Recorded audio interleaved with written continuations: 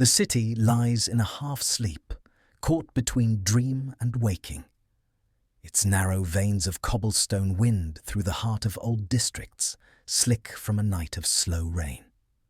The air is dense, filled with mist that rolls low over the ground, like breath exhaled by something ancient and unseen. Chimneys stand crooked against a pale grey sky, their tips outlined in fading moonlight. From somewhere far away, perhaps the harbour, perhaps the stables by the market square, a single metallic sound drifts across the quiet, the clang of iron on iron, brief and lonely. Everything else is still. Windows are shuttered, doors bolted. Behind the walls, families sleep in curled clusters near the hearths. Bread dough rises in bowls left on counters. A kettle cools beside ashes that were bright hours ago. The city, in these hours before dawn, belongs not to people, but to air, damp, cold, and full of memory. The mist swirls around each street lamp, softening its iron skeleton until it looks almost alive. Water drips steadily from the curved edges of signs, gathering on the stones below. The rhythm of those droplets is the only measure of time that exists here. No church bell yet dares to speak, no rooster to declare that the night is ending. Even the river that divides the city seems to flow more slowly, as if reluctant to disturb the fragile silence. Then, somewhere within the fog, a flicker appears. At first, it is faint, an orange speck trembling in the grey. It grows brighter, steadier, cutting through the haze with hesitant confidence. The light moves, not with the mechanical rhythm of a carriage lamp, but with the uneven sway of a flame held by hand. A man emerges. His coat is long and dark, its edges frayed from decades of use. His boots leave faint, wet prints behind him, small echoes that vanish as quickly as they appear. He moves at a careful pace, neither hurried nor slow, the pace of a man who has walked this same route more times than he can remember. Henri Delorme. 67 years old, a lamplighter, one of the last. For nearly 5 decades he has tended to the city's lamps, climbing, cleaning, lighting, extinguishing, a keeper of the fragile boundary between night and morning. But now his trade is fading, slipping quietly into history like the steam that escapes his breath. Around him, new poles rise along the boulevards, tall and sleek, awaiting wires that will hum with electricity. Soon, light will no longer need a hand to guide it. Henri carries his small oil lantern at his side. Its flame sways with each step, reflected faintly on the metal tip of the long iron pole he holds in his other hand. From his belt hangs a pouch filled with matches, cloth, and a small tin of oil. Every tool has a place, every motion, a sequence. The ritual matters more than the result. He turns onto Rue de la Verrerie, where the stones are uneven and glisten under the mist. The smell here is a mixture of soot and river water, touched faintly by the sweetness of yeast from the bakery 2 streets away. He lifts his head slightly as he passes its shuttered window, catching the ghost of warmth that always escapes through the cracks. For a moment he imagines the baker stirring, stoking the first flames, preparing for another day. But the window remains dark. Only Henri walks. The fog deepens as he approaches the square. It wraps around his legs and shoulders, erasing the edges of buildings until the world feels reduced to a few meters of light around his flame. The sound of his boots against stone seems louder here, the echo of each step returning from invisible walls. He pauses beneath an archway to adjust the wick of his lantern. The small flame flares brighter, revealing flakes of paint peeling from the arch above him, damp from years of neglect. Ahead, the first lamp stands waiting. Its glass housing is fogged with soot, its metal cold and slick with condensation.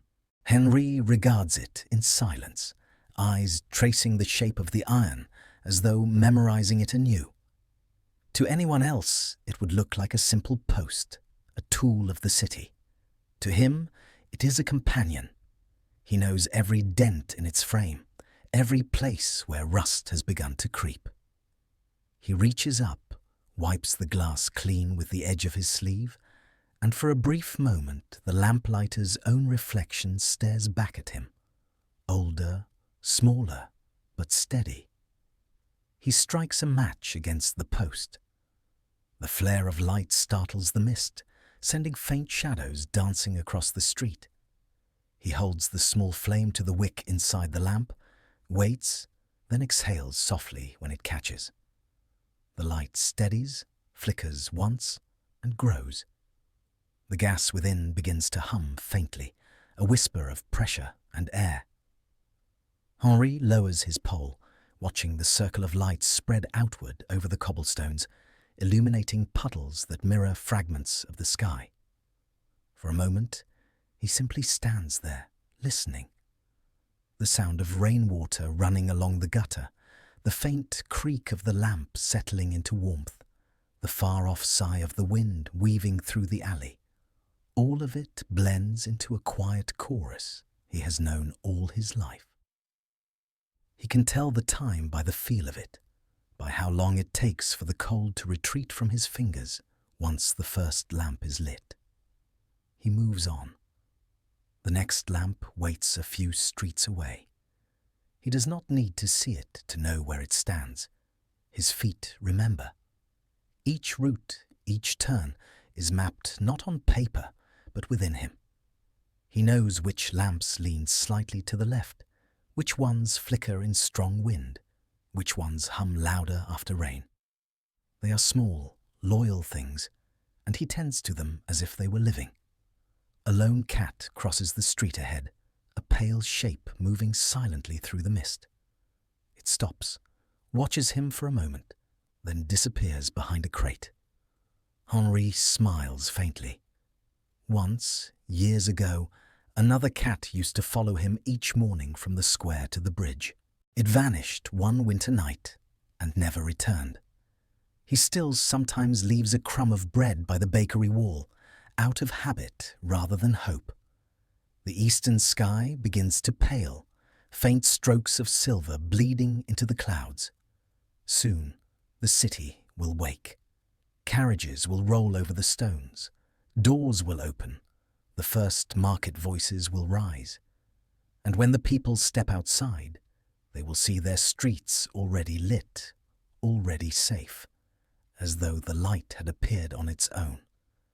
They will not think of the man who carried it through the fog before dawn. They never do. Henri glances once over his shoulder. The line of lamps behind him glows faintly, forming a corridor of amber in the grey. It looks almost holy, like a procession of small suns. He breathes out, adjusts his cap, and continues. The mist closes in again, swallowing the world behind him, but the light remains, soft, trembling, alive. And in that fragile space before the day begins, one man walks alone, bearing a single flame through the sleeping heart of a city that has already begun to forget him. His name is Henri Delorme, 67 years old, born in this same city where the streets have memorized the sound of his steps. He has lived in the same small house near the riverbank since he was 20, in a neighborhood that once smelled of wood smoke and bread, and now smells mostly of damp iron and dust. Every morning before the sun wakes, he begins his route, and every night he returns to the same chair, the same quiet, the same empty table. There is no clock in his house. He does not need one. His life has always followed the rhythm of the lamps. Henri is not tall nor frail, but slightly bent, the kind of stoop that comes not from weakness, but from the years of looking closely at small things. The lamps, the glass, the flame. His hands are narrow, marked with the faint stains of oil that never quite wash away. His eyes, pale grey, carry the softness of someone who has spent too long staring into light. His face is lined, though not unkindly. He looks like a man built for quiet work, for patience, for the sort of labour that requires no witness and earns no applause. He began this work when he was 17. His father had been a carpenter's apprentice, his mother a laundress. He remembers that winter clearly, the one when a lamplighter's assistant fell ill, and the city announced it needed another hand. Henri, eager to earn, stepped forward. The pay was modest, the hours long, but there was dignity in it. It was work that mattered then, before gas, before machines, before light became just another convenience. At first, the job frightened him. The ladders were tall, the wind merciless, and the lamps hissed like living things when lit. He remembers trembling on his first night, his fingers raw from cold, the master's voice calling up to him. "Don't rush. Flame listens better to calm hands." It took him years to understand that truth. A lamp would not stay lit if kindled in haste. It demanded patience, as if asking to be awakened, not forced. Half a century later, that patience has become his nature. Henri speaks little, even to himself. His days are measured in the distance between lamps, his years in the slow wear of his tools. The city knows him, even if it does not notice him. Shopkeepers who open early see the faint trail of his work and take comfort in it.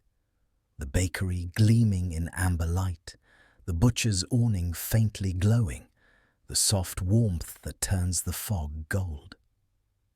These small lights tell them the world is still turning, even before the first church bell rings.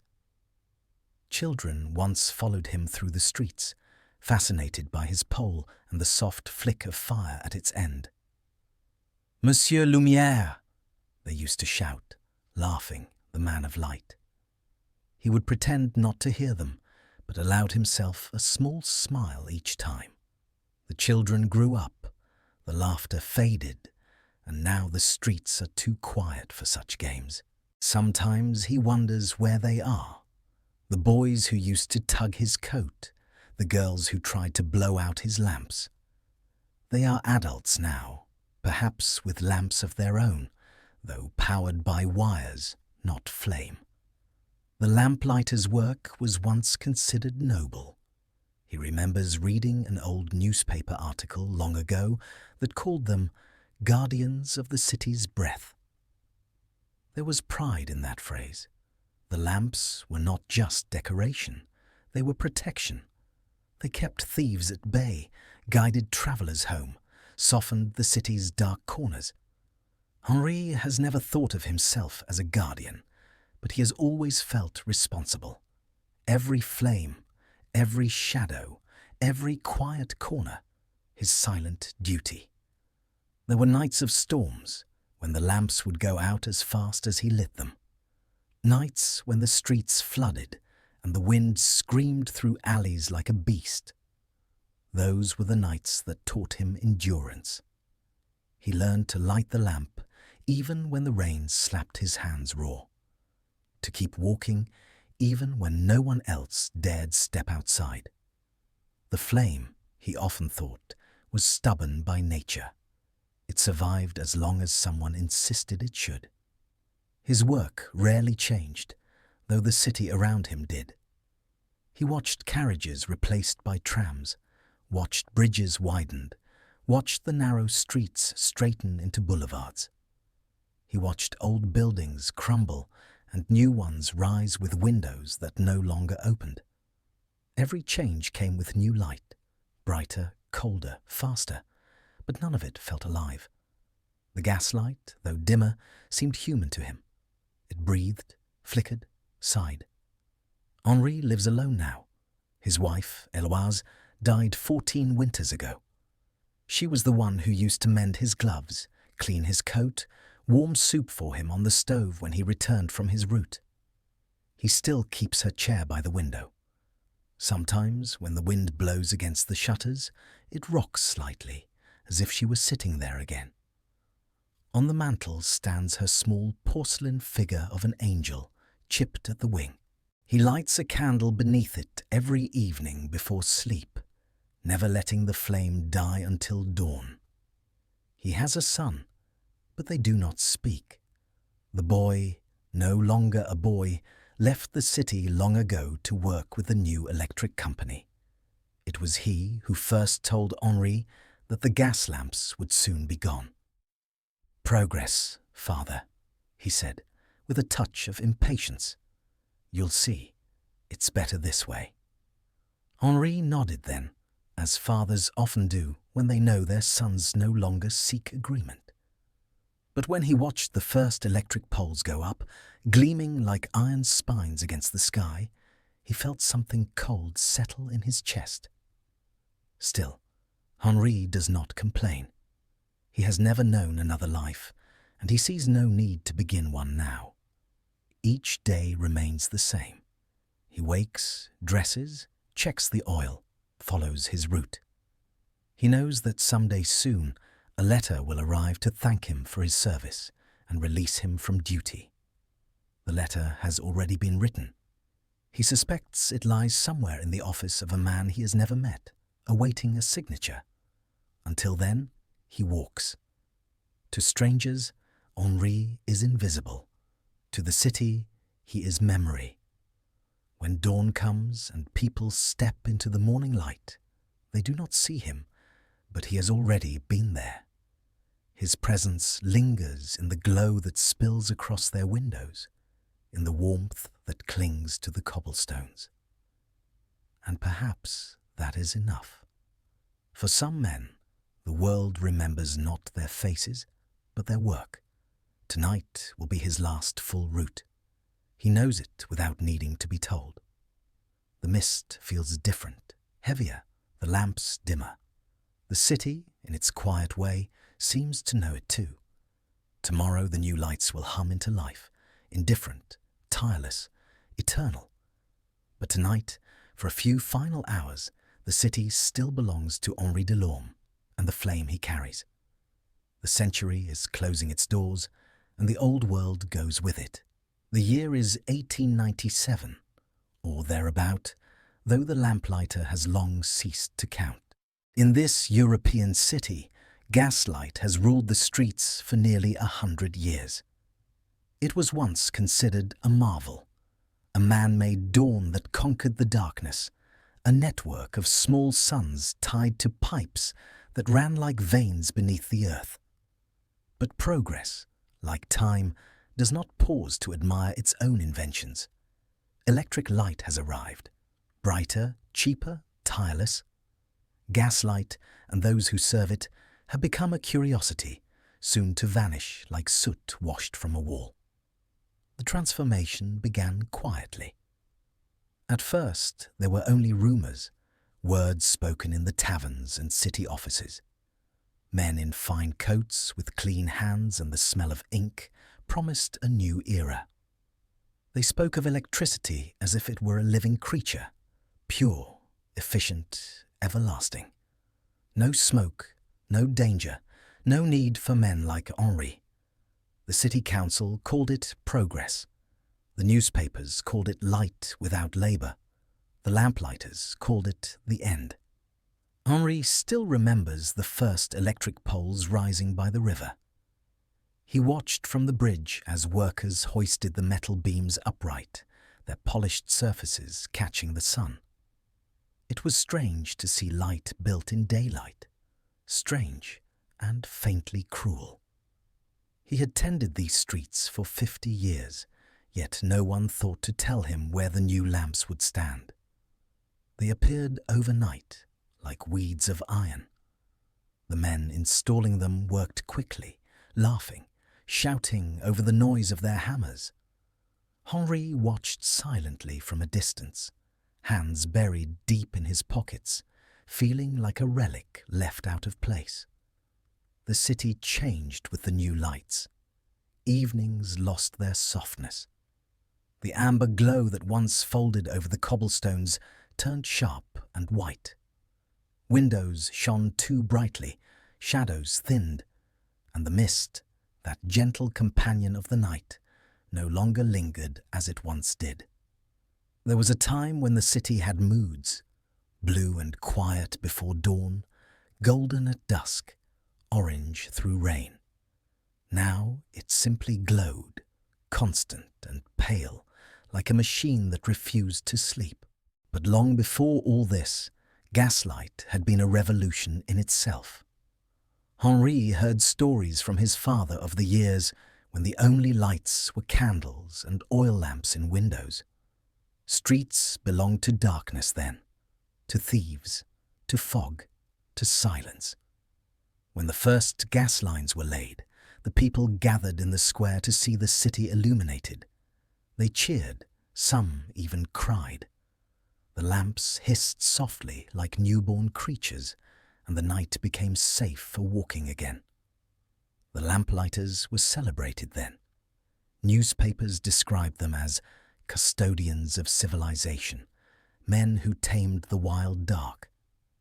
For decades, their presence was part of the city's rhythm.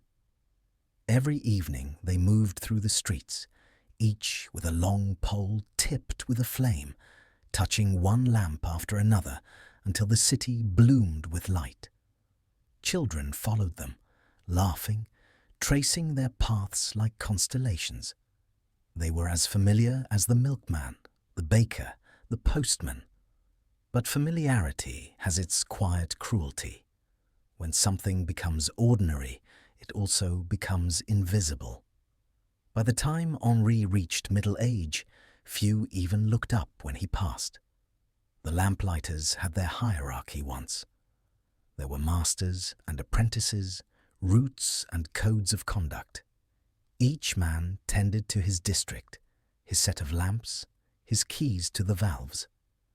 In winter, they worked double shifts to fight the wind. In summer, they cleaned the glass and checked for leaks. They wore thick coats lined with wool and gloves of rough leather that smelled of smoke and oil. The tools were simple: a torch for lighting, a snuffer for extinguishing, a rag, and sometimes a small hammer. Yet the craft required more than strength. It required memory. Every street had its pattern, every lamp its temperament. To be a lamplighter was to know the city's pulse. When electricity came, no one taught them what to do next. Some men retired. Some found work cleaning chimneys, others sweeping the same streets they once lit. A few, too proud to stay, left for the countryside. The city office offered small pensions, not out of respect but convenience, easier to pay them off than to argue. The younger lamplighters adapted faster, some taking jobs with the electric company. Henri did not. He was too old to change, too attached to the flicker of flame and the soft hiss of gas. To him, electric light was sterile. It had no smell, no warmth, no breath. It was a light that did not need people, and that was what unsettled him most. Now, only a handful of lamplighters remain. They move through the older districts that the city has not yet wired, tending to lamps that will soon be removed. Henri knows his own route will end within the week. A letter came 3 days ago, stamped with the city seal, resting unopened on his table. He does not need to read it. He has seen enough signs. The crates stacked near the main square, filled with glass bulbs. The iron ladders resting beside the new poles. The men in uniforms who walk the streets at dusk, testing switches instead of striking matches. And yet, in these last mornings before dawn, Henri's routine continues unchanged. He still wakes before light, still fills his small lantern, still walks the same path through the fog. It is not obedience nor stubbornness. It is simply what he knows. To stop now would feel like stepping out of time. There is dignity, he believes, in finishing one's work even when the world has stopped asking for it. The city itself seems unaware of what it is losing. People will still have light, the streets will still glow, life will go on. But something invisible will vanish. That human thread between darkness and dawn, the gentle act of carrying fire through sleeping streets. The electric bulbs will not pause to listen to the rain against the glass, or to the sigh of a lamp catching flame. They will not hum quietly when the mist thickens. They will shine endlessly, perfectly, without rest. And perhaps that is progress. Or perhaps it is only forgetting made bright. Henri does not resent the change. He understands that everything fades in its turn. But as he walks through the old quarter, he sometimes imagines the city as it was long ago, when every light that burned had been touched by a hand, when the night had a keeper, and when a man's quiet labor could still make the world a little less dark. Tomorrow, those thoughts will belong to history. Tonight, they still belong to him. The room where Henri begins his mornings is small, barely larger than the sound it holds. Its walls are dark with age, papered once, but now faded to the color of dust and smoke. A single wooden table stands by the window, scarred with rings from years of oil tins and lantern bases. On the table rest his tools, arranged in a quiet order that has not changed in decades. The long pole with its iron hook polished smooth by use, a pouch of matches wrapped in cloth, a tin of oil with a dented cap, a rag the color of ash. He keeps everything precisely where it belongs, as though the act of order itself could hold time in place. Before he touches anything, he sits for a moment on the edge of his narrow bed, waiting for his body to catch up with the waking world. His joints murmur softly, his breath fogs the cold air, and somewhere in the walls a mouse stirs. The fire in the hearth has died down to a few dull embers, their glow reflected faintly in the brass of his small bedside lamp. He leans forward, stirs the ashes with a poker, and feeds them 2 thin sticks of wood. The faint crackle that follows feels like the first heartbeat of the morning. He stands, slow but steady, and begins his ritual. The coat first, thick wool still holding the scent of smoke and rain. He shakes it once, watching a few flecks of dust drift into the air. Then the scarf, worn thin, frayed at the ends, still faintly smelling of the lavender soap his wife once used. He folds it twice and ties it neatly around his neck. From a hook by the door hangs his cap, its brim bent from years of use. He places it on his head and turns to the table. There is a rhythm to his movements. Each tool is lifted, inspected, and set down again. The pole, long and narrow, is the first to be tested. He checks the screw that secures the iron hook to its tip, tightens it once with a small wrench. The hook itself is blackened at the end, a thin layer of soot left from countless mornings like this one. He wipes it with the rag until it gleams faintly, then sets it against the wall within easy reach. Next comes the tin of oil. He opens it carefully, sniffing the faint metallic sweetness that rises from within. The level is low, but enough for one more round. He smiles faintly at the thought. One more round, one more morning. He dips a small brush into the tin and runs it along the wick of his handheld lantern, letting the oil soak into the fibre.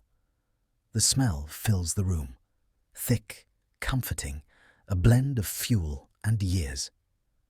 The matches lie in a small box near the window. He opens it and counts them without thinking. 12, then 11, then 10.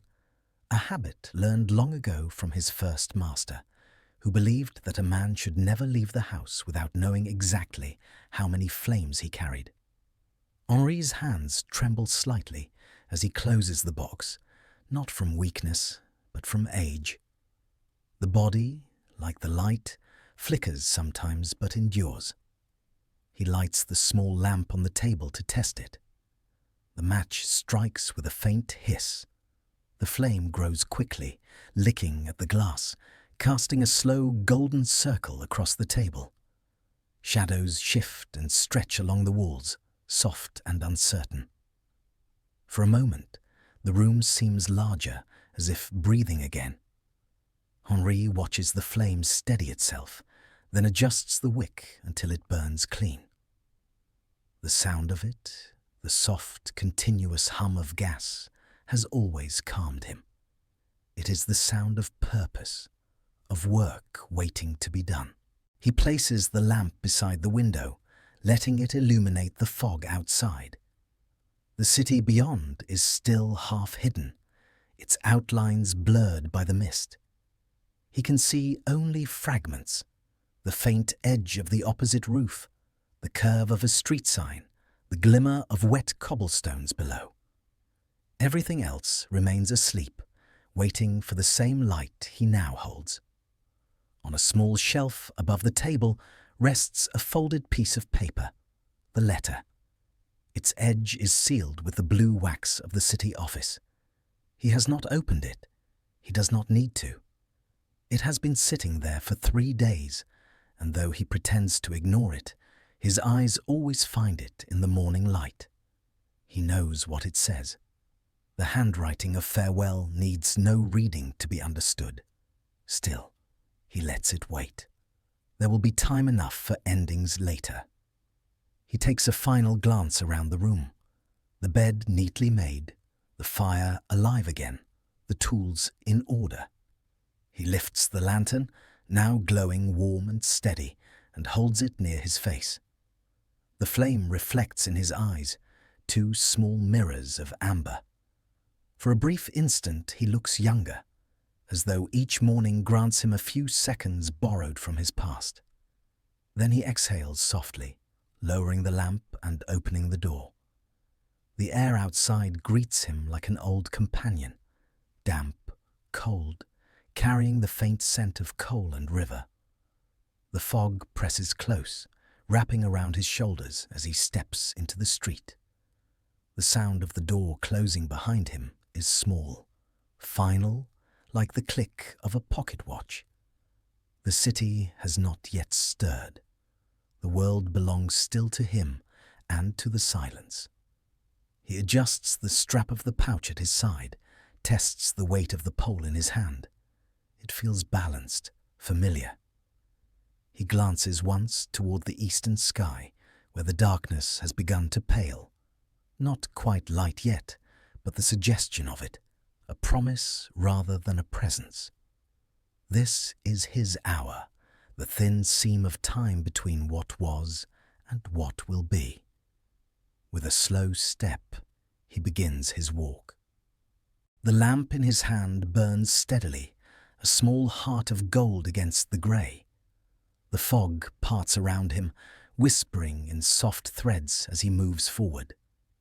Behind him, the door of his home fades from sight, and with it, the last remnant of warmth. Ahead, the first corner awaits, and beyond that, 100 more. Each morning begins the same way, but this one feels different. The air carries a kind of farewell that he cannot name. Perhaps it is only the weight of years, or perhaps the city itself senses what he has not yet spoken aloud. That this will be his final dawn of work, the last time his tools will wait on the table, perfectly arranged for a man who still believes that light deserves to be carried by hand. Before Henri leaves his home, he allows himself the smallest of rituals, the kind of simple, wordless breakfast that belongs to men who live alone. The table is already set from the night before, though set is perhaps too generous a word.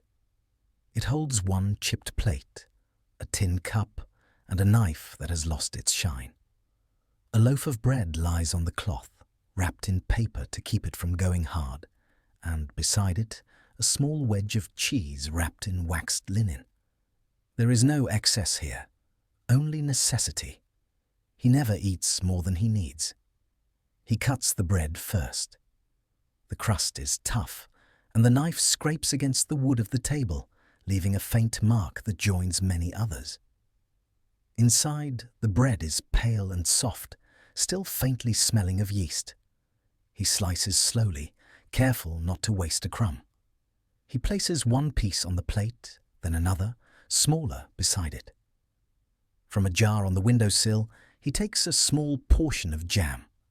Plum from last autumn's harvest, its colour deepened to the shade of rust.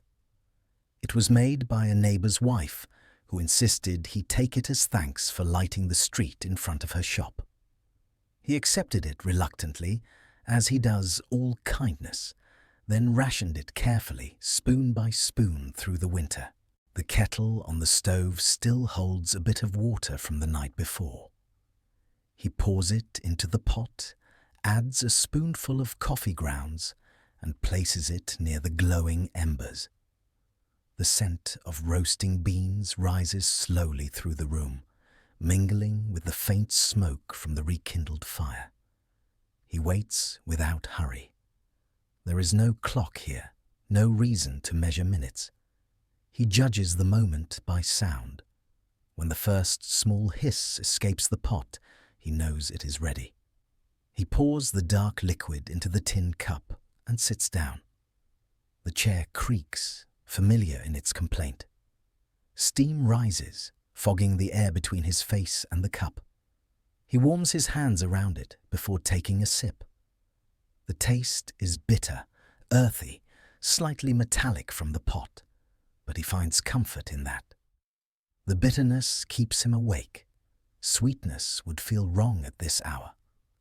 As he eats, the room begins to brighten almost imperceptibly. The first hint of dawn presses faintly against the shutters, turning the edges of the window to a dull silver. The fire gives off a soft pop as a knot of resin burns away. The air inside the room feels thicker, not warmer exactly, but alive again. Henri chews slowly, each bite deliberate, as if eating were a form of meditation rather than hunger. He looks at the empty chair across from him. It has sat untouched for 14 years. Once, it belonged to Eloise, who used to prepare this same breakfast with a kind of quiet joy, humming as she sliced bread, talking softly to the fire as if it were a friend. She never hurried. She believed that mornings should be gentle, that silence was not an absence, but a beginning. Henri used to laugh at that, at how she could make even the smallest act seem sacred. Now, in her absence, he keeps her chair as it was. He never places anything on it. Sometimes he catches himself glancing toward it, as if she might be there still, her hands folded in her lap, her eyes following the rising steam. The house holds echoes of her. A cup on the shelf, a scarf folded in the drawer, a faint impression of her presence that lingers not in sight, but in habit. When Henri sits, he still moves slightly to one side, leaving room for her, a gesture too small to notice, but impossible to unlearn. He finishes the bread and the cheese, then wipes the knife clean with a corner of the cloth. He never leaves crumbs. The jam he covers carefully, smoothing the paper over the lid as though sealing a memory.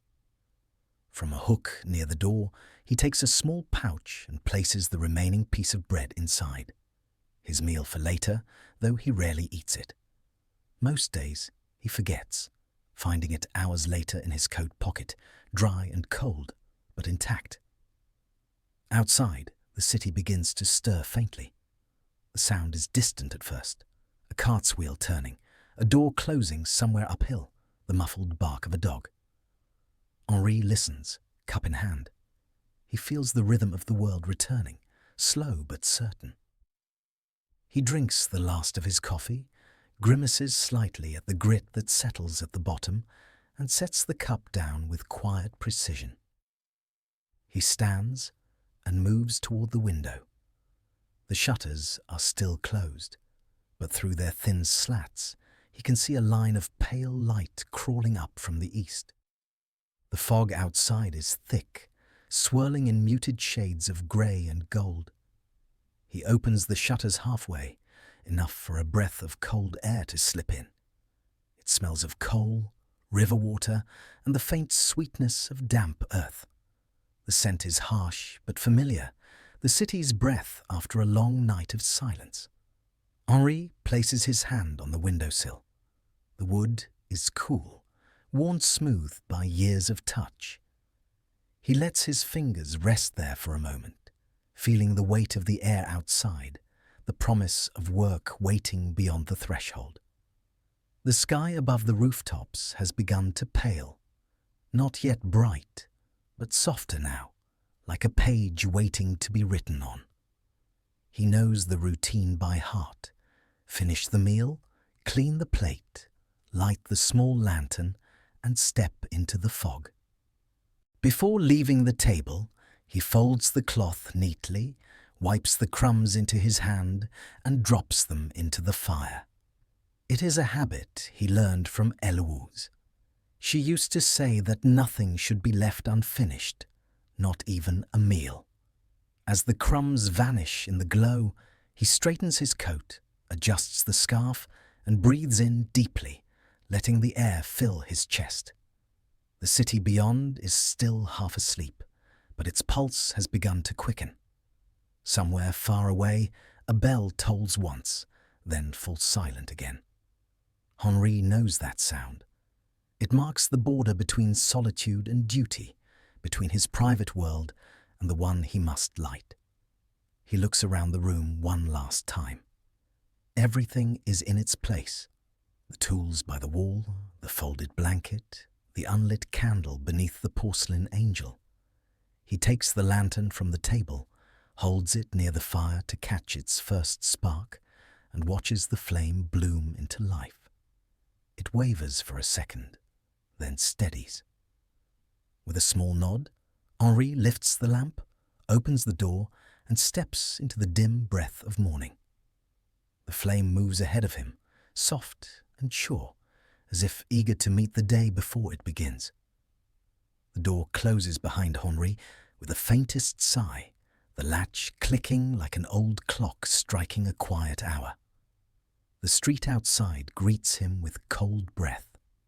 Mist curls low along the stones, pooling between the narrow buildings that lean toward one another, like aging neighbors sharing secrets. The lamps above are still dark, their glass crowns faintly wet with dew. The sky has not yet found its color. It exists in shades of silver and pale ash. Henri adjusts the strap of the pouch at his side, feels the reassuring weight of the matches within, then takes his first step down the sloping street. His boots strike the stones with a slow rhythm, not a walk of urgency, but of continuity, a rhythm that has measured his life for 50 years. He knows every turn of this path, every uneven cobblestone, every sound it gives beneath the heel. The streets have changed names, owners, even shape, but the pattern of his route has not. The fog is heavier near the river. It rolls like slow water, wrapping itself around the corners of houses and swallowing the edges of distance. Henri moves through it as though walking through memory. The light from his hand lantern cuts a narrow corridor before him, illuminating patches of wall where the plaster peels, the iron railings slick with rain, the faded signs of shops not yet open. The faint flame trembles with each step, reflected on the glass of closed windows. The city at this hour belongs only to a few.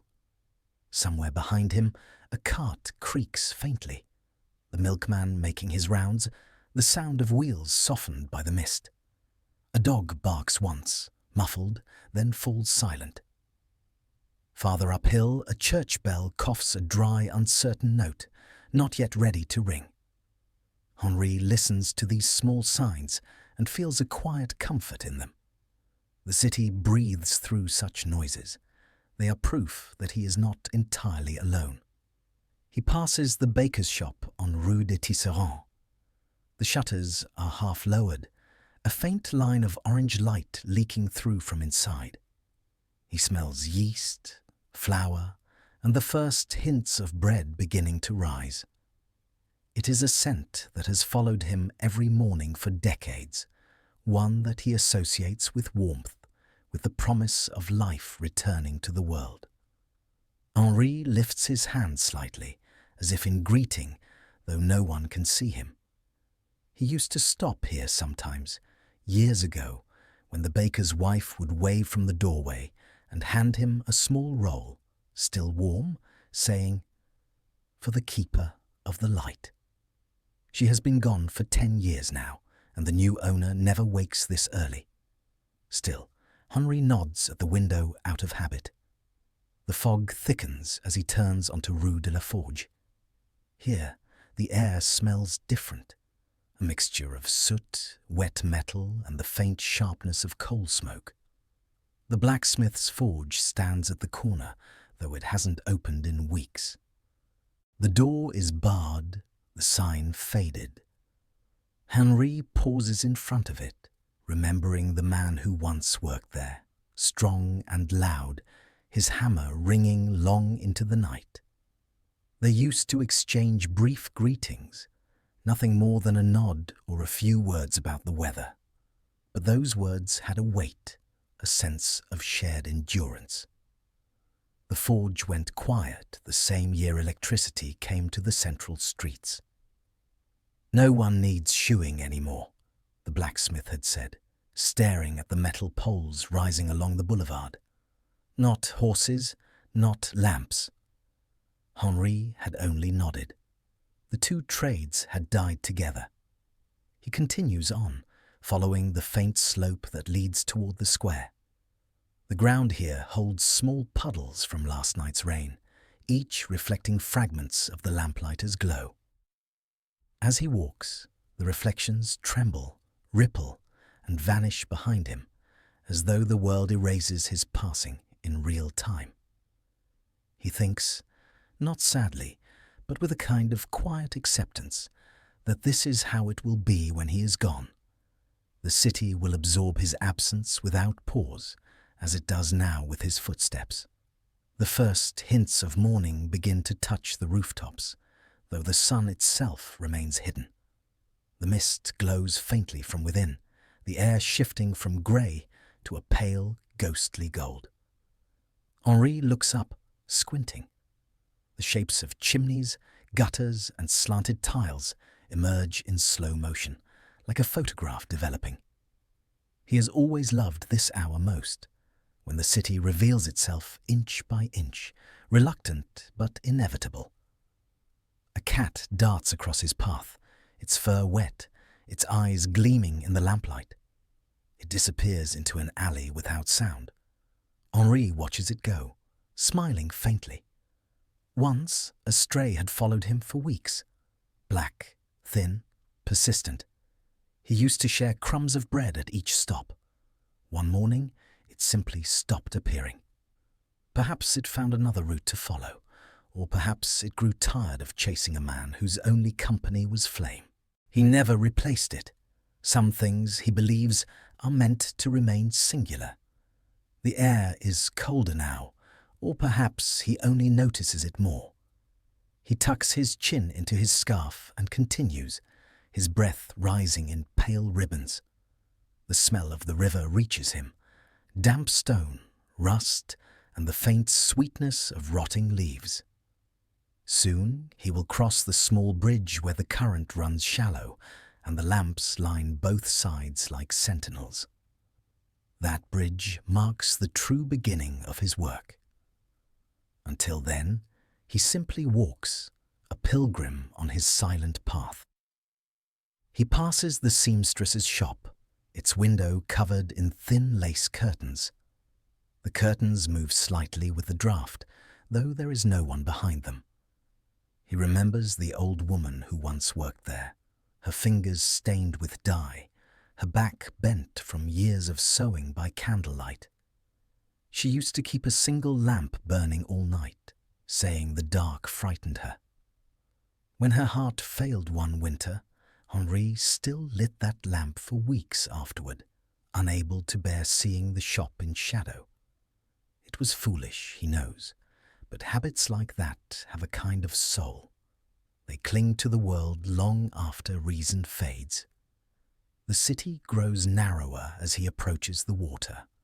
The walls on either side close in, the street no wider than a cart's axle. A single gutter runs down the middle, carrying away the last of the rain. Henri's lantern light glances off the puddles, painting the walls with trembling amber. In these moments, he feels the city almost speak, not in words, but in sound. The soft trickle of water, the brush of fog against stone, the echo of his footsteps returning from invisible corners. Ahead lies the bridge. Beyond it, the first lamp waits, the one he always begins with, standing slightly crooked at the end of the rail. He can already see its silhouette through the fog, dark against the faintly brightening sky. He pauses before stepping onto the wooden planks. Beneath him, the river murmurs, its surface shifting in slow silver waves. The sound is low, comforting, eternal. He grips the pole in his hand and takes his first step onto the bridge. The boards creak under his weight, each one answering like an old friend waking from sleep. By the time he reaches the middle, he stops and looks out over the water. The mist thins just enough for him to see the opposite bank, rows of sleeping houses, the faint suggestion of trees, and above them, the dull glow of dawn beginning to bleed through the clouds. The air tastes of iron and damp ash. Henri breathes it in deeply.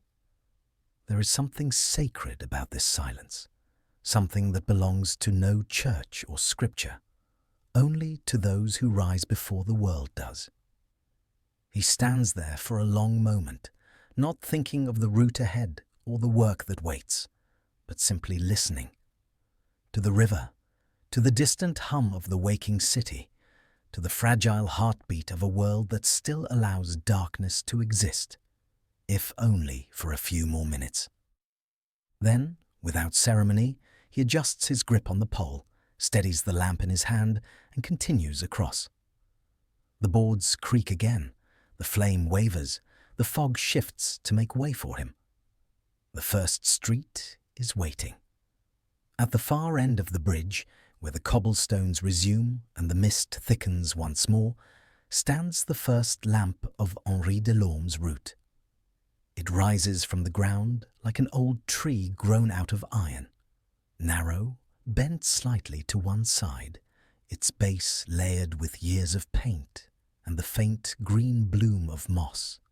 The glass housing at its top is dim with soot, fogged by the night's moisture, and spider webs cling to the corners, jeweled with dew that glints faintly in the growing light. Henri stops before it, the way a man might pause before an altar. This is where every morning begins, and has for decades. He knows this lamp better than he knows most people. It scratches, its small lean to the east from a winter storm 15 years ago, the faint hum in its pipe when the wind comes from the south.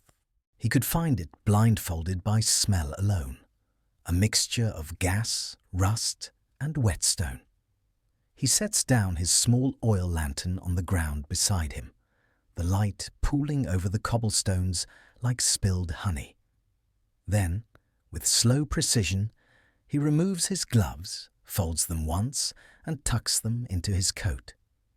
His fingers, though thin and stiff with age, move with practiced certainty.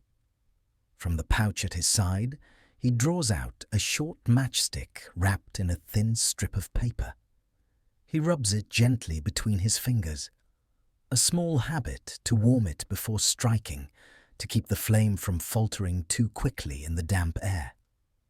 He lifts his eyes to the lamp's glass head. The mist makes its edges blur, so that the shape seems to float rather than stand.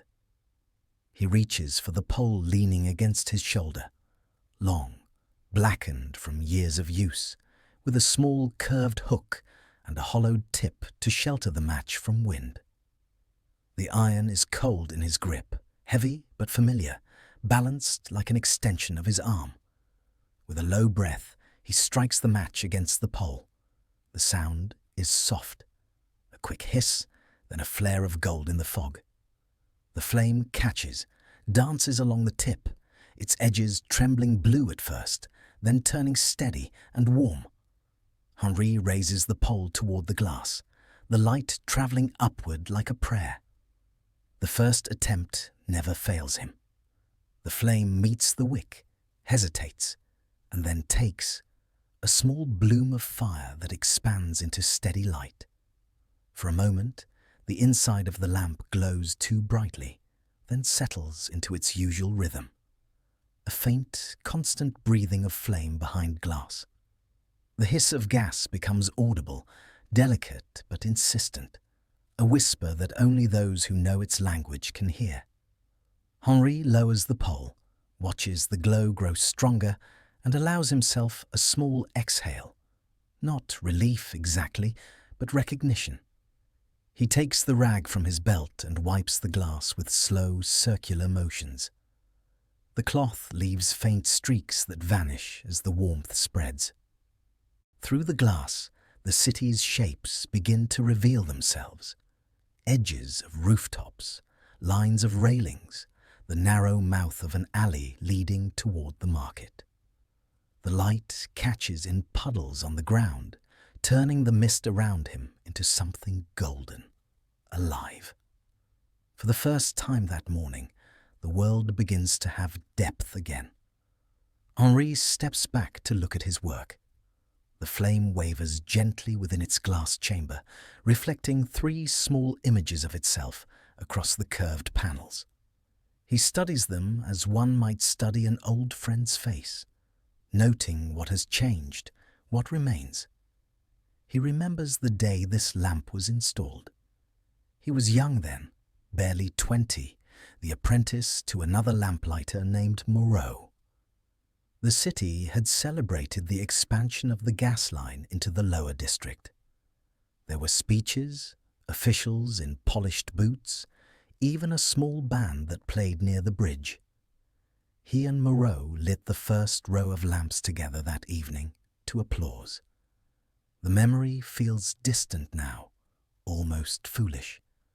The same crowd that once cheered would now replace him with a switch.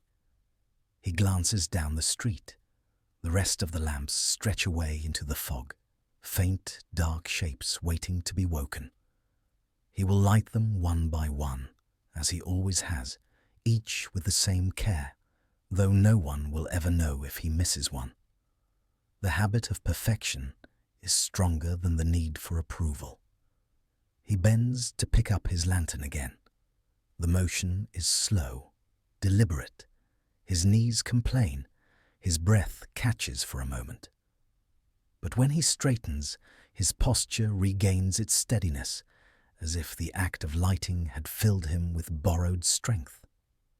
He adjusts his scarf, tucks the rag back into his belt, and looks once more at the flame above. The light makes the mist shimmer, turning the air into layers, grey, gold, grey again, like folds of worn fabric. He listens. Beneath the soft sigh of the gas, there are other sounds. The faint lapping of water against the bridge's stone, the distant creak of a cart, the occasional clink of metal as the city stirs awake. These sounds mingle with the light, forming a kind of music too subtle for anyone awake later in the day to notice. For Henri, this is what morning sounds like. He touches the base of the lamp with his gloved hand, an old superstition. The metal is cold, but the gesture matters. He whispers, though not loudly enough for words to form, something between gratitude and farewell. The ritual has no audience, but that is the point. For a brief moment, the fog parts, revealing the faint outlines of the next lamp up the street. It waits in silence, its glass still dark, its iron frame dripping with moisture. Henri looks toward it, then back to the one he has just lit. The small glow already seems lonelier, surrounded by shadow. He knows that feeling. He begins to walk. The flame behind him flickers in the wind, then steadies again. Each step carries him farther from the first lamp, but the light follows, bending through fog, reflecting on wet stone, reaching just enough to show him the way. The rest of the city may still be sleeping, but for Henri, the day has begun. In the distance, a faint breeze stirs. It carries the smell of river water and coal, the faint promise of sunrise. The mist thins slightly, enough for him to glimpse the outlines of rooftops and chimneys, the spine of a city that has forgotten his name, but still depends on his work, at least for one more morning. Henri turns once more to glance at the lamp. It burns quietly, patient and uncomplaining. The light trembles once, catches its breath, and then holds steady, as if promising to wait for him until evening. He nods once, almost imperceptibly, and continues down the street toward the next pool of darkness waiting to be turned into light. As Henri moves along the narrow street, the city begins to stir in small, uncertain gestures. The faint lifting of shutters, the slow turning of locks, the dull thud of footsteps behind closed doors.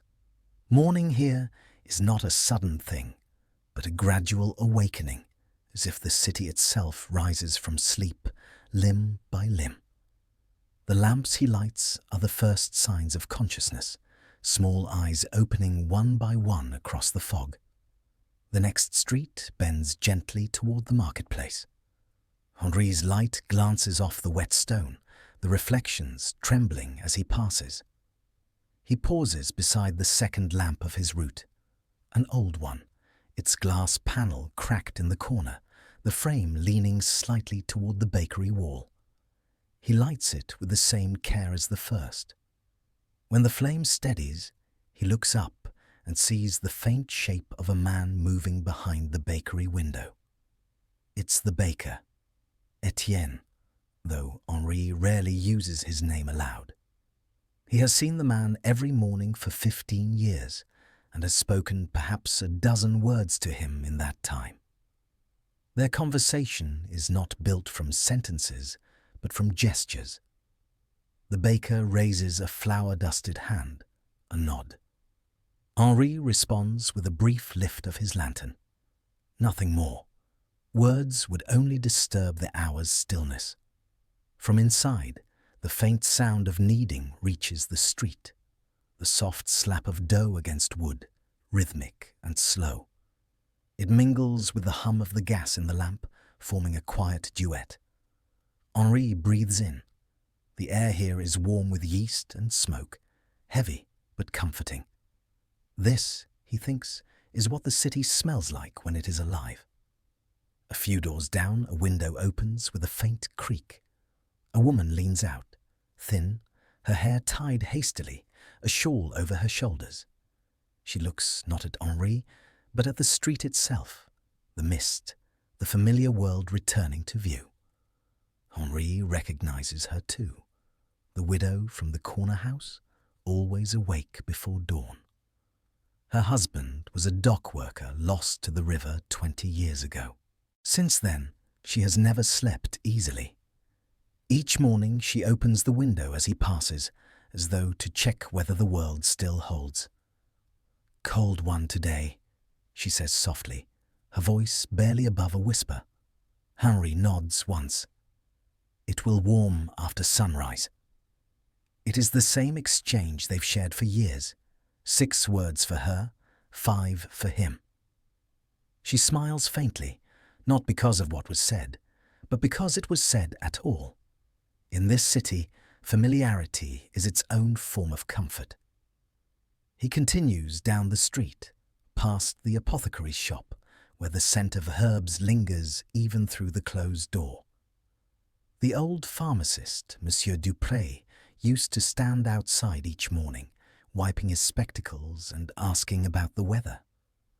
Henri would always give the same answer: steady. Dupré died last winter. Now the door stays closed, and a young apprentice runs the shop. Henri sometimes sees him through the window, a boy with ink on his fingers, reading by the faint glow of a candle, even as daylight grows. Henri wonders if the boy will light his own lamps one day, or if he too will leave for brighter work elsewhere. Farther on, the fog thins enough to reveal a small square, its fountain dry since autumn. Here, Henri pauses, resting his pole against his shoulder. The sound of hooves approaches, slow, deliberate. A milk cart turns the corner, the horse's breath visible in the cold air. The driver, a stout man in a wool coat, tips his cap in greeting. "Morning, Monsieur Delorme." Henri nods. "Morning." They have never spoken beyond that. The driver moves on, wheels rattling softly against the stones, the sound fading into the mist. Henri watches until the cart disappears, then turns back to his work. At the edge of the square, a small figure waits by a door. A child, bundled in a coat too large for him, holding a bundle of papers under one arm. The boy's face is pink from the cold, his breath quick. He stands on tiptoe, watching as Henri approaches. "Will you light it now?" the boy asks, pointing to the nearest lamp. Henri stops, surprised. "You're up early." The boy grins, revealing a missing tooth. "I have to deliver these before school. I wanted to see the light start." Henri considers for a moment, then gestures him closer. "Here then, watch." He lifts the pole, strikes the match. The flame hisses to life, blue at first, then gold. The boy's eyes widen as the light spreads through the fog, touching the wet stones, the boy's own face. Henri lowers the pole slowly, letting the boy see how the flame steadies itself, how it becomes part of the world rather than above it. "It's quiet," the boy whispers. Henri nods. "It prefers to be." The child stands still for a few seconds longer, then turns toward the street, clutching his papers. "Goodbye, monsieur." "Be careful on the stones," Henri calls after him. The boy waves once without looking back. When the footsteps fade, Henri remains for a moment beside the lamp. The glass reflects a faint image of himself and the street around him. The man, the fog, the empty space where the boy had stood. He touches the lamp's post lightly, as if sealing something there, then resumes walking. In the next alley, he passes the cobbler's workshop. The door is half open, though the man inside rarely starts work before sunrise. From within comes the smell of leather and glue, sharp but somehow clean. The cobbler himself is visible through the narrow gap, an old man, head bowed, working by the glow of a small oil lamp. Henri watches him for a moment. The cobbler's hands move slowly, stitching, pulling, repeating, a rhythm like his own. 2 trades that will soon be gone. He thinks, not sadly but with quiet understanding, that the city is made of such men, small lights that burn until they are no longer needed. And though no one writes their names in the records or carves them into stone, the city carries them all the same, in its streets, its smells, its routines. By the time Henri reaches the end of the square, the morning has grown lighter. The outlines of buildings are clearer now, though the mist still clings to their lower halves. He looks back over his shoulder. The lamps he has lit form a soft trail of gold through the grey, not bright enough to conquer the fog, but enough to mark where life has begun again. From an upper window, someone hums, a woman's voice, faint and tuneless. A curtain shifts, then stills. Honra recognizes the melody, an old market song, once sung by the washerwomen by the river. He pauses, letting the sound pass through him, a ghost of something the city no longer remembers. When the song ends, he lifts his lantern again and continues. The next street waits, and with it more lamps, more fragments of life. Each encounter leaves a trace, like the afterglow of flame behind glass, fading, but not entirely gone. As he turns the corner, the mist thickens once more, swallowing the street behind him. Only the light remains, flickering softly against the walls, and the faint warmth of the people he's passed. The baker, the widow, the child, the cobbler, small, quiet constellations in the grey morning. Henri walks on. The city follows, slowly waking in his light. By the time Henri reaches the upper end of the quarter, the lamps behind him form a long, glowing thread through the morning haze. From this height, the city spreads below him like a sleeping creature slowly stirring. Roofs glistening with dew, chimneys exhaling smoke, windows blinking open one by one. He pauses at the corner, leaning on his pole for a moment, and looks down at what he has illuminated. Each lamp seems small on its own, a droplet of warmth in a sea of grey, but together they make a pattern, soft and human, stretching across the streets like veins of gentle fire. This is the hour when the city belongs to him. Not the merchants or the officials or the carriages that will soon crowd the boulevards, but him, the quiet custodian of its first light. He knows it in the way a shepherd knows his flock, not by counting, but by rhythm. Every glow, every hiss of gas is familiar, a pulse he can feel through the soles of his boots. When one flickers unevenly, he senses it even before seeing. When one burns too fiercely, he knows which valve beneath the street is to blame. His care extends beyond the visible, into the pipes below the cobblestones, the breath of the city itself. He starts moving again, the fog thinning as he enters a wider street. The lamps here are newer, taller, the irons smoother. Their glass shines cleaner, for he wipes them more often. These are his favourites. The sound of their gas flow is even, their flame constant. They are obedient, dependable. They do not need much from him, only attention, and he has plenty of that left to give. As he walks, he listens to the city the way others might listen to music. The faint dripping of water from gutters, the creak of a window hinge, the faraway thud of a door, all of it forms a quiet symphony of waking life. Even silence here has texture. It is not emptiness, but space filled with memory. Henri believes that if one listens closely enough, the city speaks. Not in words, but in small repeating sounds that mark its breathing. He remembers how it sounded years ago. The clatter of horseshoes, the call of vendors in the market, the laughter that used to float from taverns before dawn. Now there are fewer voices, fewer steps. The electric company has begun its work in the northern district. He can already see the thin metal lines crossing above rooftops, their presence sharp and foreign. The air feels different where those wires hum. Too clean, too constant. The kind of silence that comes from perfection, not peace. Here, in his streets, the silence is still alive. He treasures that. He turns onto Rue des Fontaines, where the lamps curve in an elegant arc along the old stone wall of the convent. Their light glances off the damp surface, turning moss into threads of gold. The nuns will wake soon, he knows, to ring their first bell. For years, he has timed his route to pass this street just before that moment.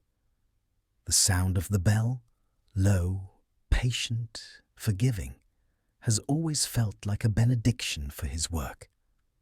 Sometimes, when the air is clear, he hears their voices through the narrow windows, chanting in unison, each syllable rising like smoke into the morning sky. He stops at one of the lamps near the gate, wipes its glass with his rag. A droplet of water catches on his sleeve, then slides down to his wrist, cold as memory. He looks at the light inside the lamp, steady and perfect. The thought comes uninvited. One day, these too will be gone. The convent will glow with the same white glare that already rules the upper district. There will be no more wicks to clean, no more soot to wipe away, no need for the soft breathing of flame. And yet, for now, it is his.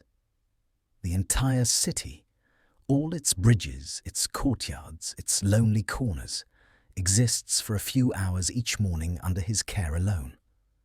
It is a fragile sort of ownership, invisible, unrecorded, but real. He does not own property or power or influence, but he owns this moment. The fragile trust of a world still half asleep, the responsibility of guiding it toward the day. He lights another lamp.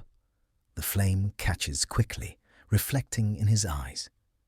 The warmth touches his face, faint but immediate, and for a second it feels as though the light recognizes him. The thought makes him smile, though only faintly. He knows it's foolish. Light has no loyalty. But he allows himself the illusion because it makes the solitude gentler. As he moves farther down the street, a small bird lands on one of the posts ahead, shaking droplets from its wings.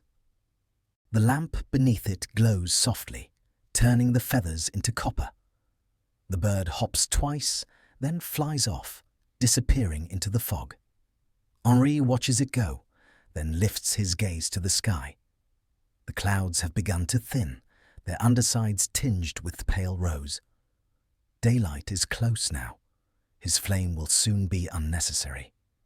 He feels no bitterness in that, only the calm acceptance of someone who has lived his life inside transitions, the constant turning between dark and light, between seen and unseen. When he first took this work, he used to wonder what it meant, to spend every night giving the world what it would forget by morning. There were days when the thought troubled him, when he envied the permanence of craftsmen who built or carved, whose labor outlasted their breath. But in time, he came to understand. His work was not to create, but to maintain, to keep the fragile balance between shadow and sight, to make the night livable, not eternal.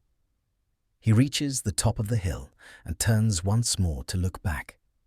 Below him, the lamps gleam faintly through the thinning mist, dots of gold scattered across grey stone. The city looks softer from here, almost kind. It is easy to imagine it sleeping, dreaming beneath the quiet veil of morning. Henri feels the weight of years settle gently on his shoulders, not as burden, but as recognition. Each of those small lights has felt his hand. Each one is a moment of his life left burning in the open air. He takes a deep breath. The air tastes of coal and river salt, of bread beginning to bake, of the faint perfume of a world returning to itself. Somewhere below, shutters open wider, a door slams, a voice calls to another. The city awakens, unaware of the man who has been tending its dreams. Henri smiles, not out of pride, but out of quiet affection. The world will never know the shape of his care, but it does not need to. Care, he thinks, is not meant to be seen. It is meant to be felt. And as long as there is one lamp still waiting for his flame, the city will continue to breathe, slowly, softly, under his watch. He lifts his pole again, the matchbox rattling faintly in his pocket, and continues down the hill. Each step takes him closer to the next lamp, the next small promise to keep. Behind him, the light glows on, unwavering, as the mist folds itself gently around the city that, for this brief hour, belongs entirely to him. By late morning, the fog begins to thin, curling upward in loose threads that dissolve into a pale, washed sky. The air has the chill of metal, dry and hollow. Henri reaches the end of his route's lower quarter, where the cobblestones give way to the wider boulevard, a newer part of the city, straighter, brighter, less forgiving. Here, the old lamps stand like relics, out of place among the scaffolds and crates. The street smells of iron filings, sawdust, and the faint chemical sting of varnish.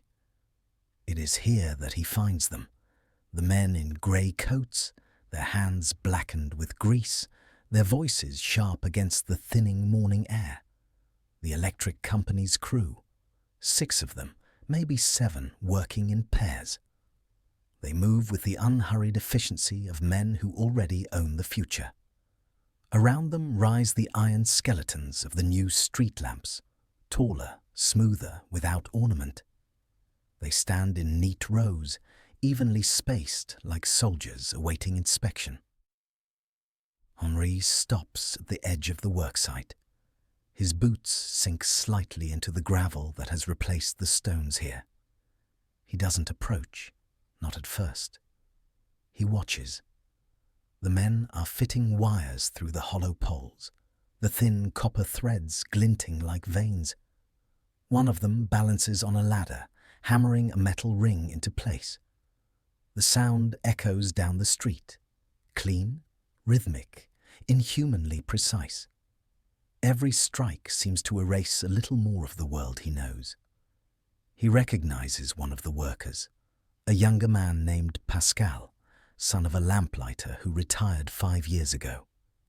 Henri remembers the boy as a child, chasing his father's shadow through the fog, always laughing. Now he wears a uniform cap and carries a toolbox stamped with the company's insignia. His movements are quick, practiced.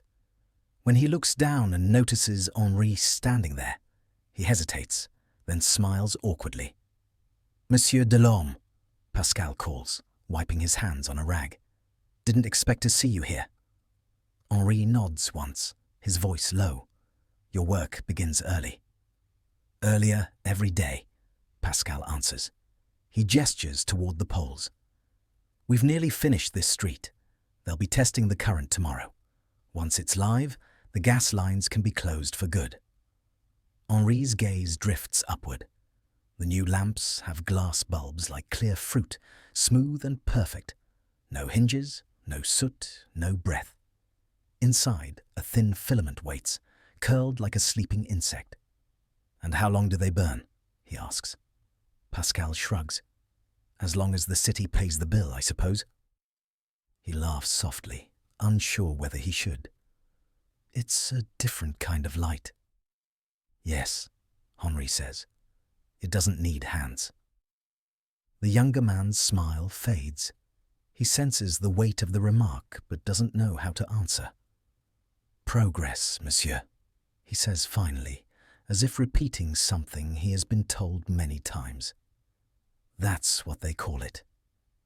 Henri's eyes trace the length of the nearest pole. The wires disappear underground into the trench that runs along the curb. Somewhere below, The old gas pipes lie beside them, cold, waiting to be forgotten. Progress, he repeats quietly, tasting the word.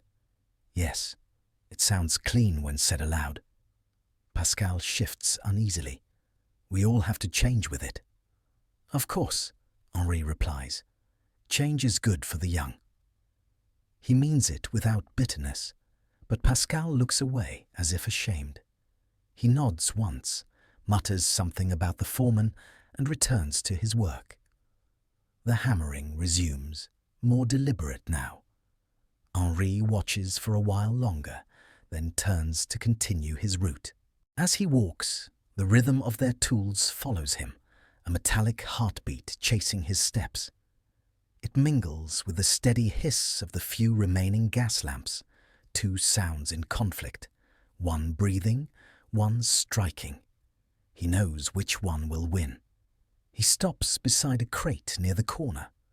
Inside it lie dozens of unlit bulbs wrapped in paper, their glass reflecting the pale light of the sky. He touches one through the wrapping. It is smooth, fragile, weightless compared to the iron and flame he knows.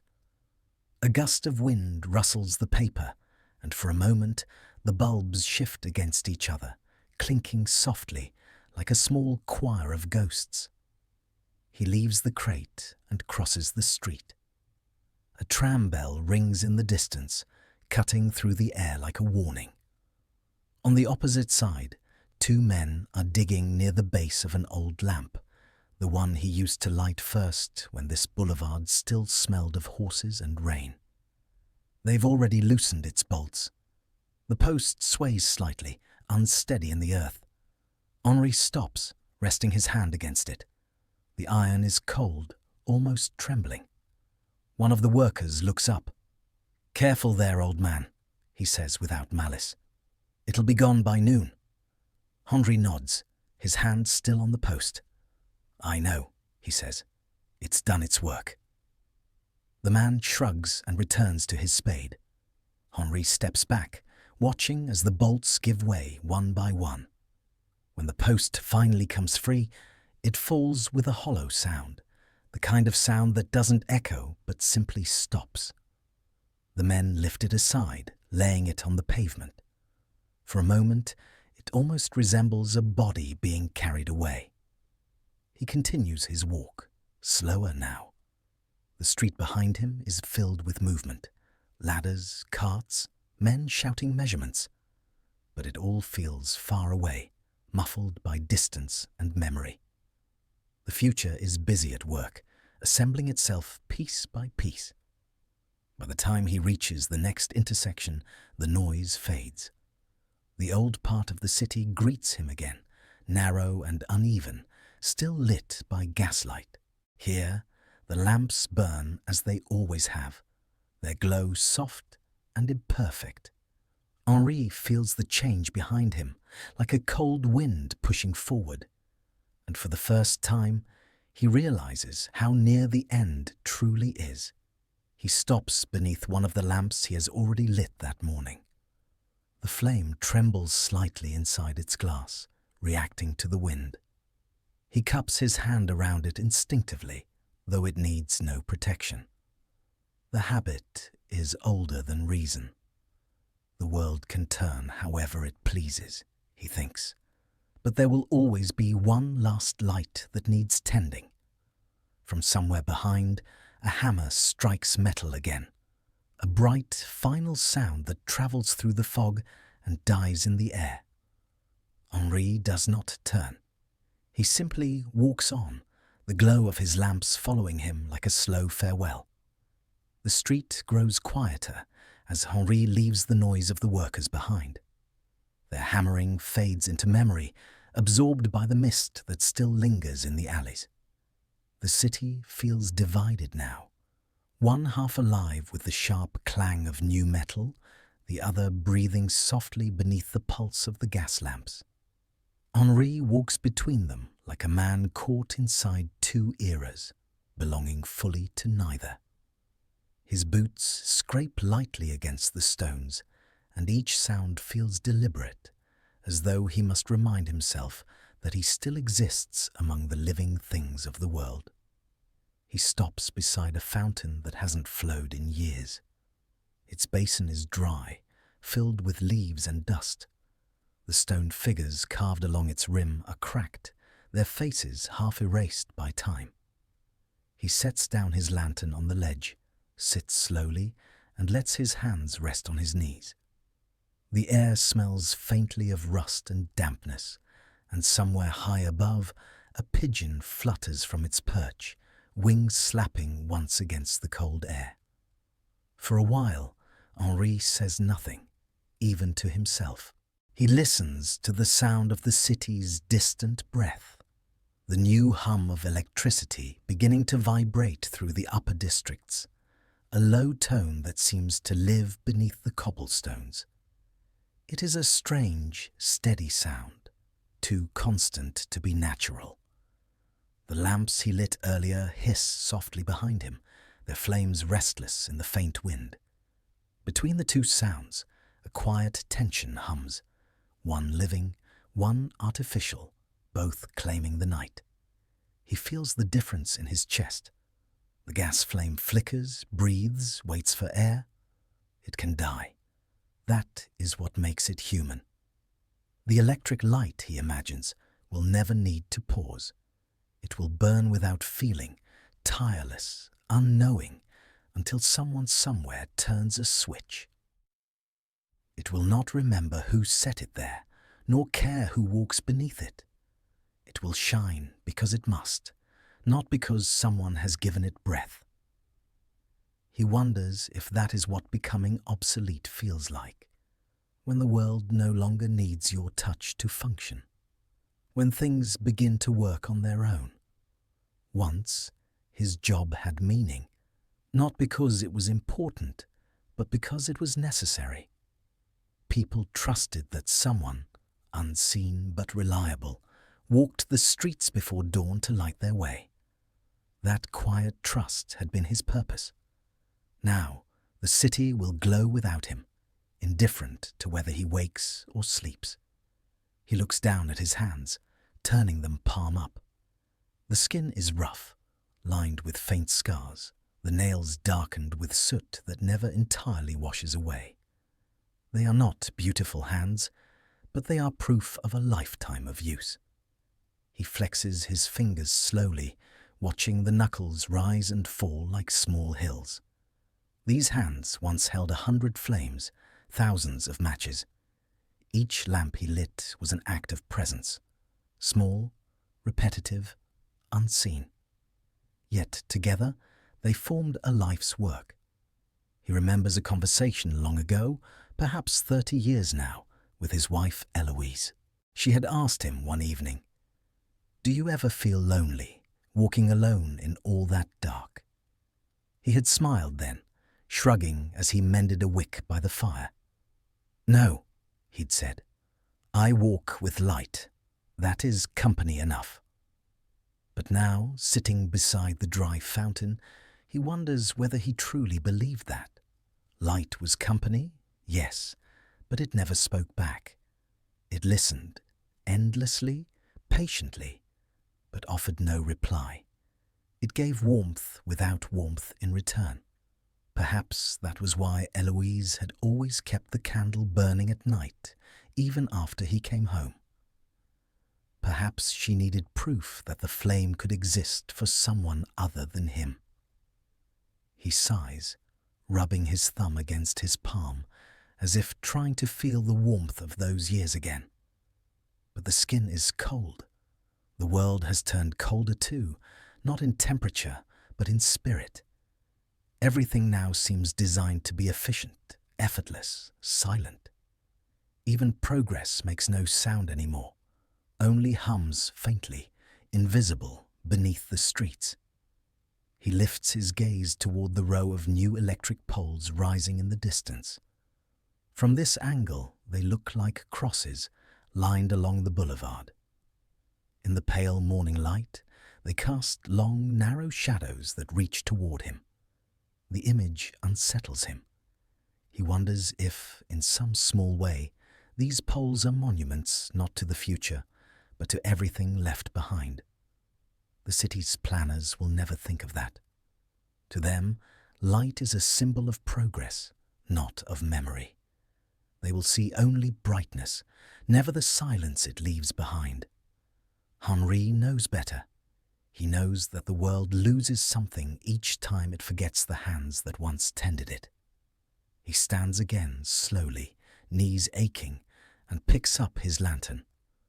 The flame within is small but steady, its surface trembling like a heart that refuses to stop.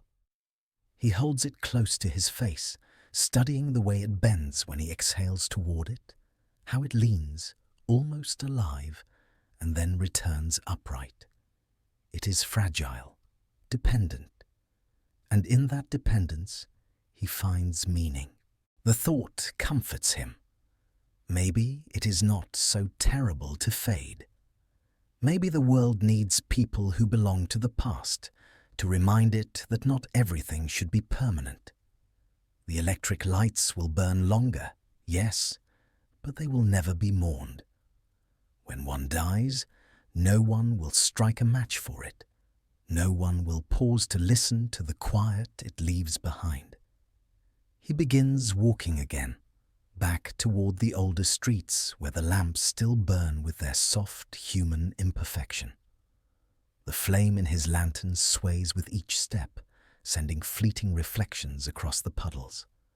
The mist gathers again, wrapping around him like an old cloak. He thinks of the young worker, Pascal, with his clean hands and his toolbox. Henri bears him no resentment. The boy will make his living from light as well, a different kind, but still light.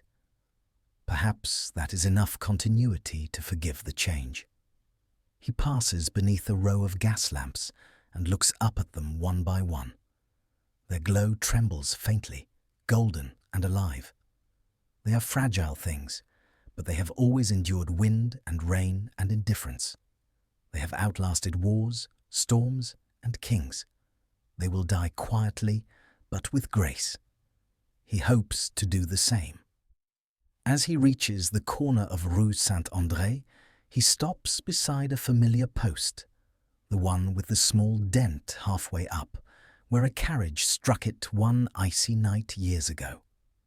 He had repaired it himself, working in the cold until dawn, refusing to let the light go out. The scar remains, a shallow mark of resistance. He touches it now, tracing the groove with his finger. The metal is colder than he remembers. He whispers, not for anyone to hear. Even the stars don't belong to the night anymore. The words drift upward, vanish into the fog. Then he straightens, adjusts his coat, and continues his walk. Ahead, the next lamp waits, still unlit, patient as always. The city hums faintly behind him, not louder but steadier. He does not turn to look at it. Some sounds, once heard, do not need to be faced again. He moves on, one step at a time, the weight of the pole steady in his hand, the flame in his lantern holding fast against the growing day. The street he walks now is one he has crossed more times than he can count, yet sometimes, when the fog settles just so, it feels as though he has stepped backward through time. The air thickens, sounds dull, and the world takes on the softness of memory. He walks slower, the rhythm of his steps falling into an older pattern. For a moment, the present fades, and he is 17 again, nervous, uncertain, standing in this same city, but under a different sky. It was winter then, the kind that gnawed through wool and bone. The wind had carried snow all the way from the river, pushing it into corners and stairwells where it turned to ice. The streets were quieter even than now, the gas lines still new, the lamps fewer and farther apart. Henri had been sent to the depot by his father's friend, who worked under the municipal board. "They need a strong back and a steady hand," the man had said. "You've got one. Don't waste it." He He remembers the smell of the depot first. Iron, oil, smoke. Rows of poles leaned against the wall, their tips capped with soot from the previous night. Men moved about in heavy coats, their faces hidden in scarves, their laughter rough and bright. The lamplighter's hall was small, heated by a single stove in the corner. On its walls hung a map of the city drawn in thick pencil lines. Each street had been marked with dots representing the lamps.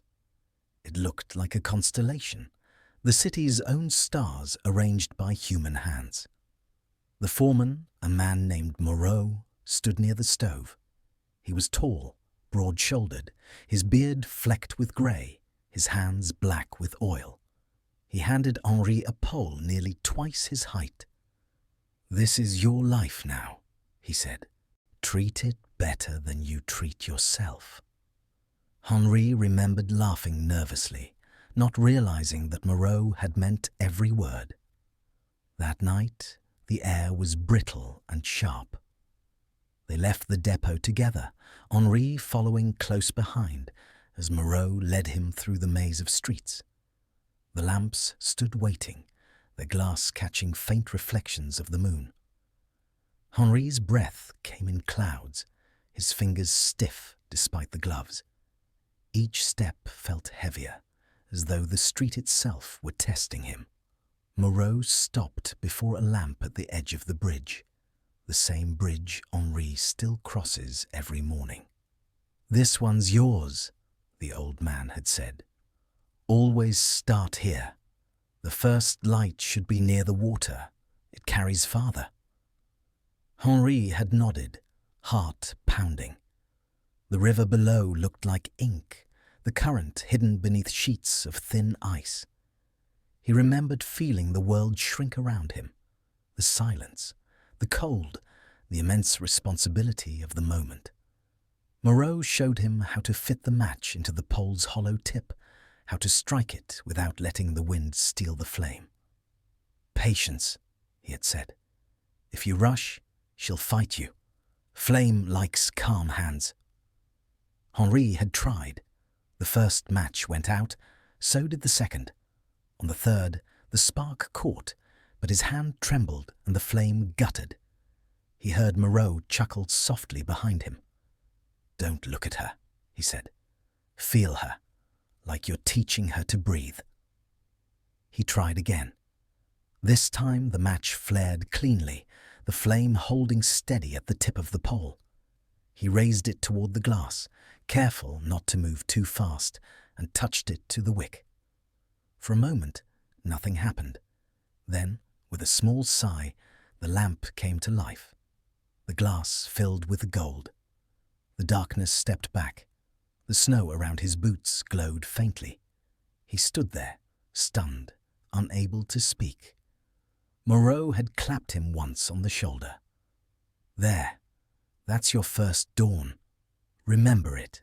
No matter how many you light after this, none will feel quite the same." And he was right. Even now, 50 years later, Henri still remembers the warmth that spread through him, the feeling of power and purpose, the quiet pride that had nothing to do with being seen. The city had seemed enormous then, and every lamp a world of its own. He had walked through those streets that night as though carrying stars in his hands. He remembers how people used to pause when the lamplighters passed.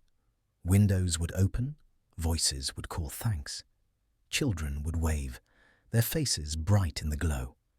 The lamps were new then, a miracle that turned night into safety. And he, barely a man, had been part of that miracle. Now, standing on the same bridge, he can still see it as it was. The ice-covered railings, the river catching fragments of light, Moreau's breath forming clouds as he laughed. The younger version of himself stands beside him for a heartbeat. The boy's eyes wide, his coat too large, his hand steadying the same iron pole he holds now. The scene feels so close, he could reach out and touch it. Then, as quickly as it came, the image fades. The boy disappears into the fog, leaving only the old man in his place. The bridge is quieter now. The lamps are fewer. The air smells not of snow, but of rain and rust. Henri rests both hands on his pole, the way Moreau used to, and lets his weight lean into it. He smiles faintly. That night was half a century ago, yet it lives inside him as clearly as flame inside glass. The world changes, the light changes, but the act of lighting, that simple gesture of bringing brightness to darkness, remains pure. He looks down at the water. The river moves differently now, slower perhaps, or maybe it's just his eyes. He wonders if Moreau would have understood what the world has become. Wires humming instead of fire breathing, light without hands, streets that shine but never sleep. Perhaps he would have laughed, shaken his head, said that even progress must light its lamps one at a time. Henri straightens, feeling the stiffness in his back. He lifts the lantern from the bridge post where he'd set it and holds it before him. The flame sways gently, the same golden hue as the one he saw that night 50 years ago. He watches it for a moment, letting the past and the present overlap in its glow. Then he whispers, almost to himself, still breathing. And with that, he turns from the river and continues his walk through the city that no longer remembers the boy he once was, but still, in some quiet way, burns with the light he first learned to give. By late afternoon, the city has transformed. The warmth of the day fades into a pale, brittle dusk, and the narrow streets take on that half-light which belongs to neither day nor night. The mist that had risen from the river in the morning returns, thicker now, drawn upward by the cooling air. It curls through the alleys, seeping beneath doors and around lampposts, softening every edge it touches. The roofs turn black, the cobblestones silver.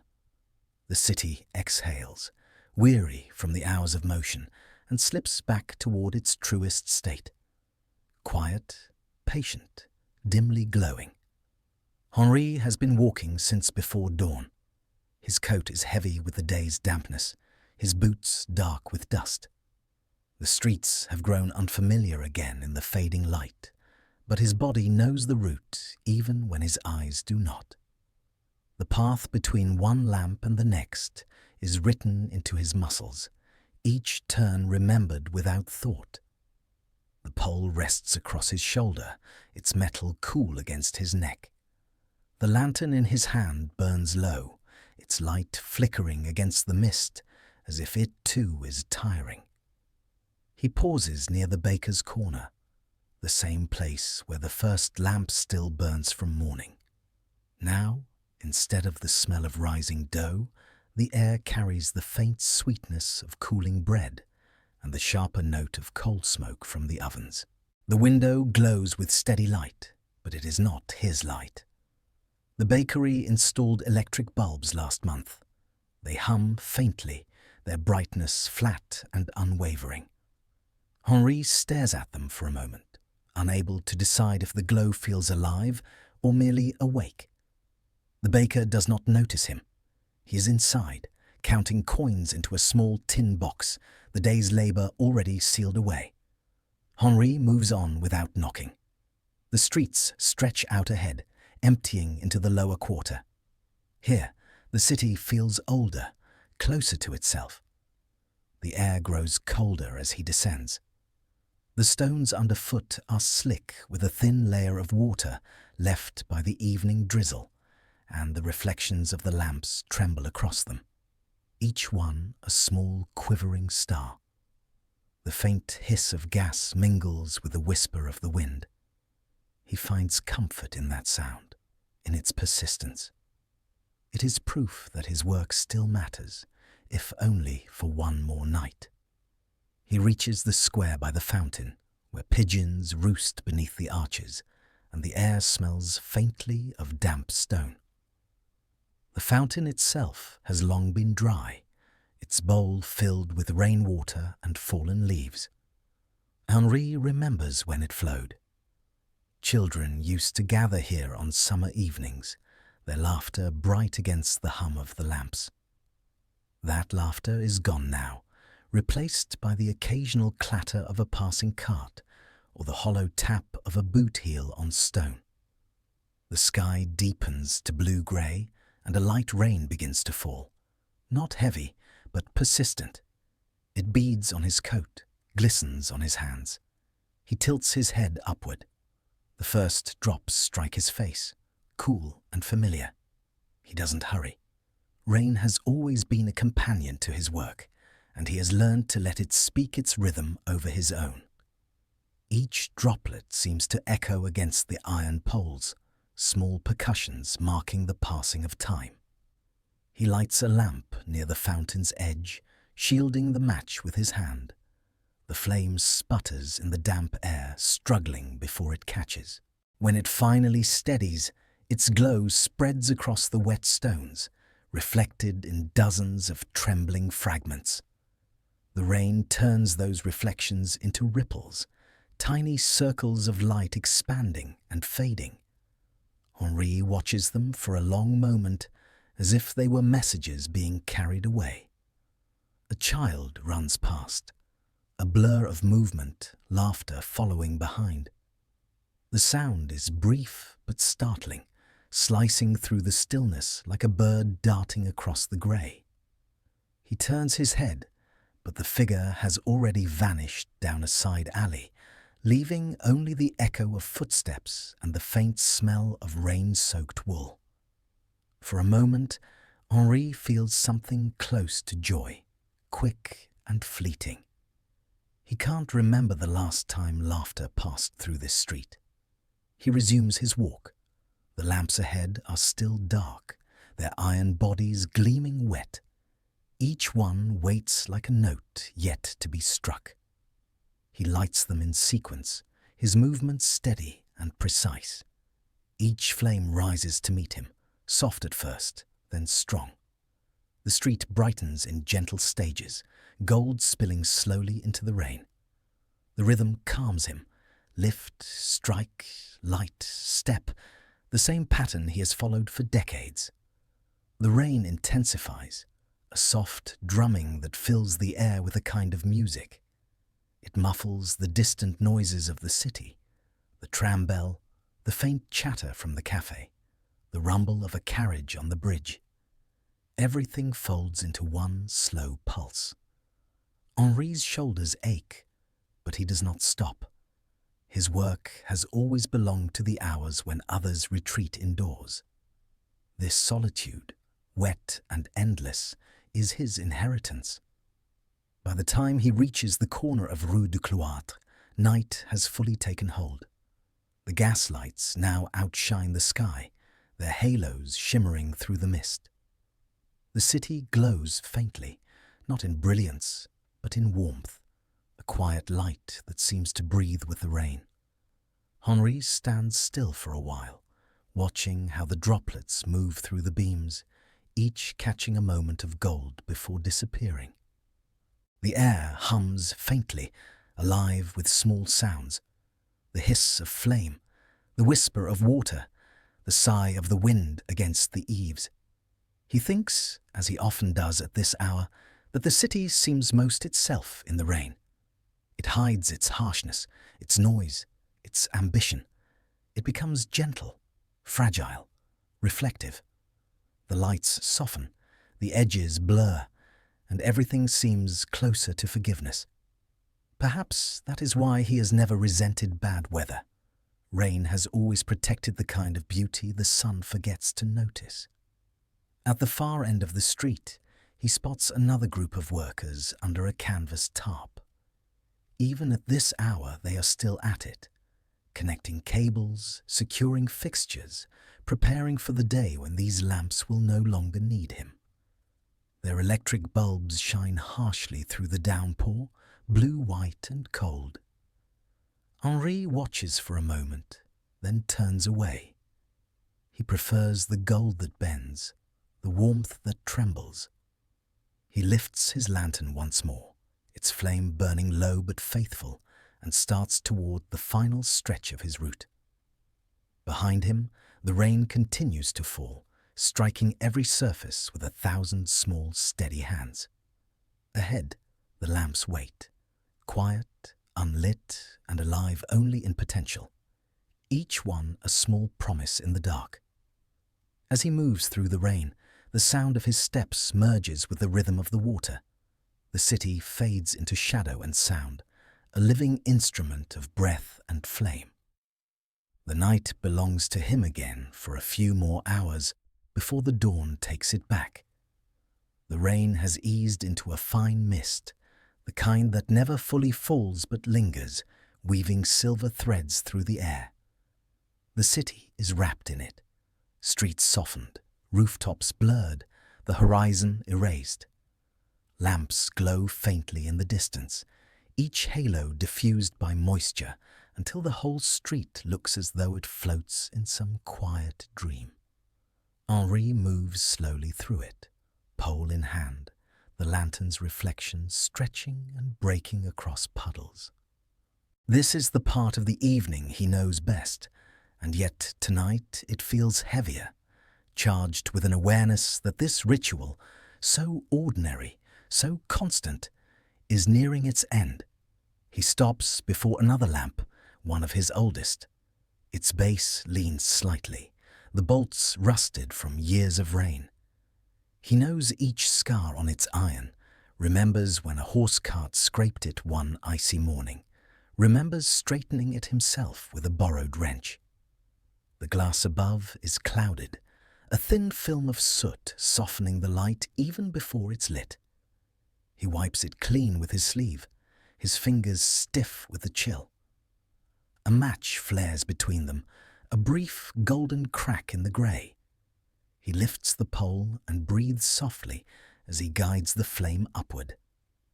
The wick catches with a sound that always feels alive, a small sigh, a whisper like breath on a mirror. The flame steadies, the glow expanding until the air itself seems to warm. Henri lowers the pole, rests it against the post, and watches the light settle. It glows through the mist, turning raindrops into tiny mirrors. He could stand here for hours, just watching, if time would allow. He moves to the next lamp. Strike, light, wait, breathe. The rhythm never changes. It has carried him through decades of winters and dawns, through storms and empty streets, through joy and loss alike. Tonight, it feels like prayer. His movements are slower now, not from weakness, but from reverence, as if by stretching out each moment he can make it last longer. With each lamp he lights, the street behind him grows gentler, more alive. The shadows retreat, the wet stones shimmer, the fog glows gold. The city seems to awaken in reverse, not from darkness into day, but from absence into presence. Each flame is a heartbeat returning to the body. He remembers how his wife once watched him prepare his tools in the mornings. "You move as though you're afraid to wake something," she had said. He had smiled and told her that he was, for the night was a creature easily startled, and it needed to be treated with care. She had laughed, calling him a poet in disguise. Now, walking these silent streets alone, he thinks she might have been right. A wind rises from the river, thin and cold. The flames waver, bending all in the same direction like a row of bowing heads. Henri pauses, instinctively shielding one of them with his hand. The flame flickers against his palm, a soft pulse of heat that feels human. When it steadies again, he withdraws, satisfied. The reflex is automatic, as natural as breathing, to protect what burns. He reaches the square where the street widens. Here, 6 lamps form a semicircle around the fountain. The water has long since stopped flowing, but the sound of rain against its basin fills the silence with a slow rhythm.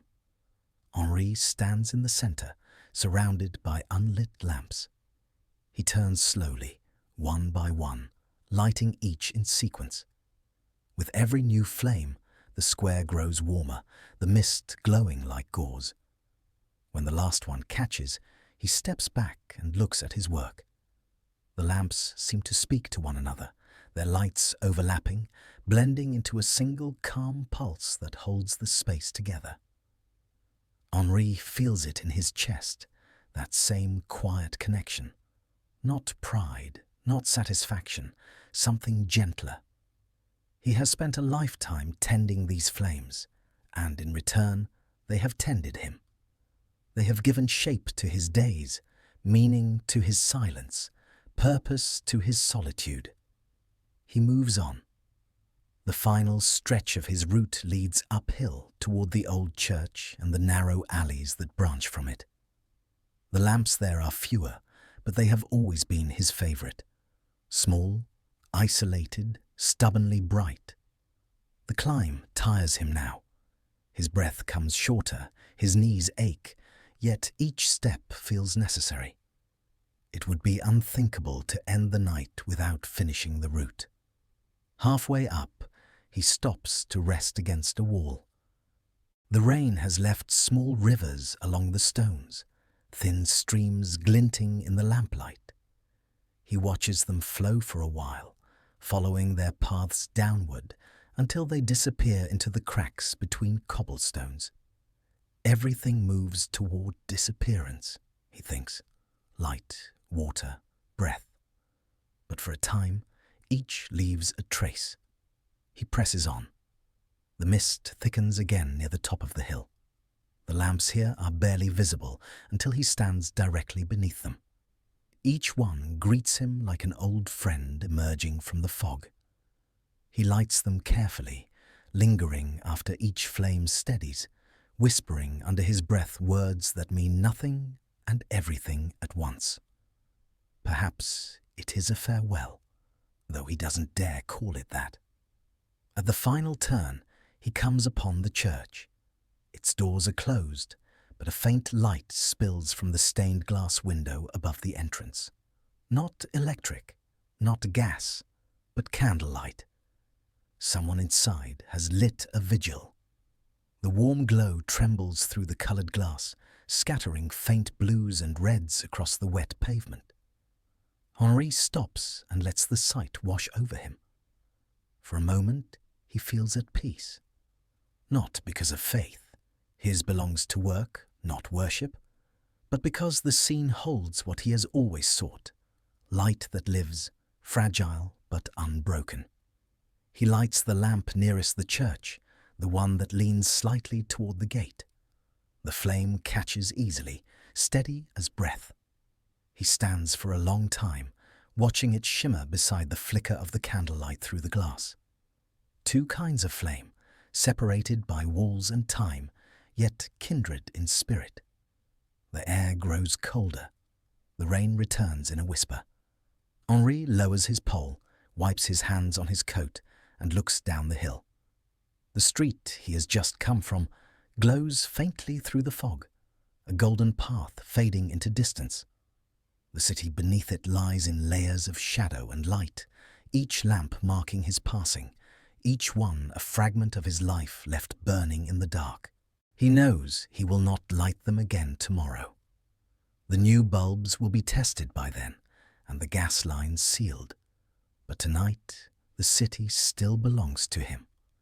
Tonight, every lamp that burns does so because his hand told it to. He lifts his lantern once more, its small flame reflected in his eyes, and whispers into the rain. There you are. The wind answers by bending the flames, bowing them gently, as though the city itself were acknowledging the man who keeps it lit. The rain finally stops. The sound of it fades slowly, like a piece of music ending without applause. What remains is silence, not the hollow kind that follows noise, but the soft, full silence of a world that has finished speaking. The mist settles low over the ground again, curling around the lampposts and pooling along the gutters, reflecting faint halos of gold. It is late now. The lamps he lit hours ago burn steadily, their glow softened by the air, the street stretching before him like a corridor of quiet fire. Henri walks slower than before. His hands hang loosely at his sides, the pole resting against his shoulder, his lantern swinging in rhythm with his steps. He does not rush. There is no reason to. His work is done. The city no longer needs his movement, only his witness. Each lamp he passes feels like an old friend saying goodbye, not mournfully, but with the calm assurance of those who understand that all things end as they must. The cobblestones glisten underfoot. Water runs in thin, silvery lines toward the drains, catching the light as it goes. The smell of wet earth and iron fills the air. Somewhere nearby, a shutter closes, a latch clicks, a voice murmurs good night. The city settles into its sleep. For the first time in many years, Henri feels the weight of his age, not as weakness, but as completion. He turns down the narrow street that leads to his home. It is the same path he takes every night, though tonight it feels longer. The buildings lean close here, their upper stories almost touching, their walls stained with decades of rain. The lamps cast their glow unevenly, some flickering, some steady. He remembers installing a few of them himself long ago, before the city replaced the iron posts with new ones. His hand has touched nearly every corner of this neighborhood, his breath once mixed with the flame of every lamp that burns now. At the far end of the street stands his house, small, with a slanted roof and a wooden door warped slightly from dampness. A single lamp burns near the entrance, one he has kept lit long after the others were modernized. Its light falls across the doorway like a blessing. He pauses beneath it, looking up. The flame inside wavers gently, golden and alive, its reflection trembling in his eyes. For a moment, he lets the rainwater drip from his hair onto the stones, listening to how it echoes in the quiet. He unlocks the door and steps inside. The air smells of wood, coal, and the faint sweetness of old jam. He sets the lantern on the table and removes his coat. Drops of water fall from the hem onto the floorboards, darkening the wood. The room is small but orderly. A chair, a stove, the same worn table, the cup and plate he used that morning. On the wall hangs his father's pocket watch, long stopped at an hour that no longer matters. Beside it, on a small shelf, rests a photograph in a wooden frame. Faded now, its glass slightly cracked. Eloise, sitting in the garden, her hands folded in her lap, her face turned toward the sun. He stands there a long while, looking at her. The house creaks around him, the quiet breathing of beams, the soft ticking of water dripping from his coat. He imagines her voice, gentle and amused. "You're late again, Henri." The thought makes him smile, faintly. "I had to finish," he murmurs aloud, though there is no one to hear. Couldn't leave the last lamp dark. He stokes the small fire in the stove, coaxing the coals until they glow. The warmth spreads slowly through the room, touching his hands, his face. He takes the cup from the shelf and pours the last of the coffee from the kettle. It's cold, bitter, but he drinks it anyway. The ritual matters more than the taste. Outside, the sound of distant footsteps fades entirely. The city has gone still. He sits down, letting his body relax into the familiar shape of the chair. The pole leans against the wall beside the door, its metal dull, its handle worn smooth from years of use. It looks almost delicate now, too fragile to carry the weight it once did. He reaches out and touches it, his fingers tracing the grooves near the base, small marks left by time, by rain, by habit. The lamplighter's hands rest on the table. They are motionless now, the veins faintly visible beneath thin skin. He studies them the way a craftsman studies his finished work, not with pride, but with recognition. These are the same hands that held the first flame, that mended broken glass, that steadied the light against the wind. They have done enough. He rises and crosses to the window. The glass is fogged, the edges damp. He wipes a small circle clear with his sleeve and looks out. The street beyond is lined with light. Every lamp he lit burns softly through the mist, stretching into distance until they disappear around the corner. The sight fills him with something too complex for a single word. Not joy, not sorrow, but a stillness that feels like truth. He remembers something Moreau once said during his apprenticeship. The city never thanks us, but it always remembers the light. Henri understands that now. The city will not remember his name, but it will remember his work, not in words or records, but in the quiet comfort of its nights. That is enough. He closes the curtain and turns back to the table. The lantern's flame has grown small, trembling. He opens its door and gently blows it out. The smoke curls upward, twisting once before fading. For a heartbeat, there is no light in the room at all, only the afterglow, that faint shimmer that lingers behind closed eyes. Then the glow from the street filters through the curtains, soft and gold, and the darkness becomes gentle again. Henri sits once more, his body heavy with the calm that follows long labour. He leans back, closes his eyes, and listens to the faint hiss of rain returning, to the hum of distant gas lines, to the breathing of a city half asleep. His pulse slows. The warmth from the stove wraps around him, tender and forgiving. He does not think of tomorrow. He does not need to. Tomorrow will light itself without him. Tonight, however, belongs still to the flame, to the small trembling fires that still burn because he asked them to. Outside, the lamps continue to glow, their halos merging in the mist until the whole street seems to float, golden and silent. Inside, the lamplighter sits in his chair, eyes closed, face lit faintly by the reflection of his own work. The city breathes. The light holds. The night, for now, remains whole. Morning arrives without ceremony, not with trumpets of colour or the rush of sound, but with a slow turning of the world. The lamps outside still burn faintly, pale against the creeping grey of dawn. Henri opens his eyes before the light reaches his window.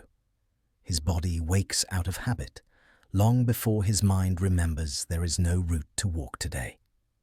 The air in the room is cool, washed clean by the rain that fell through the night.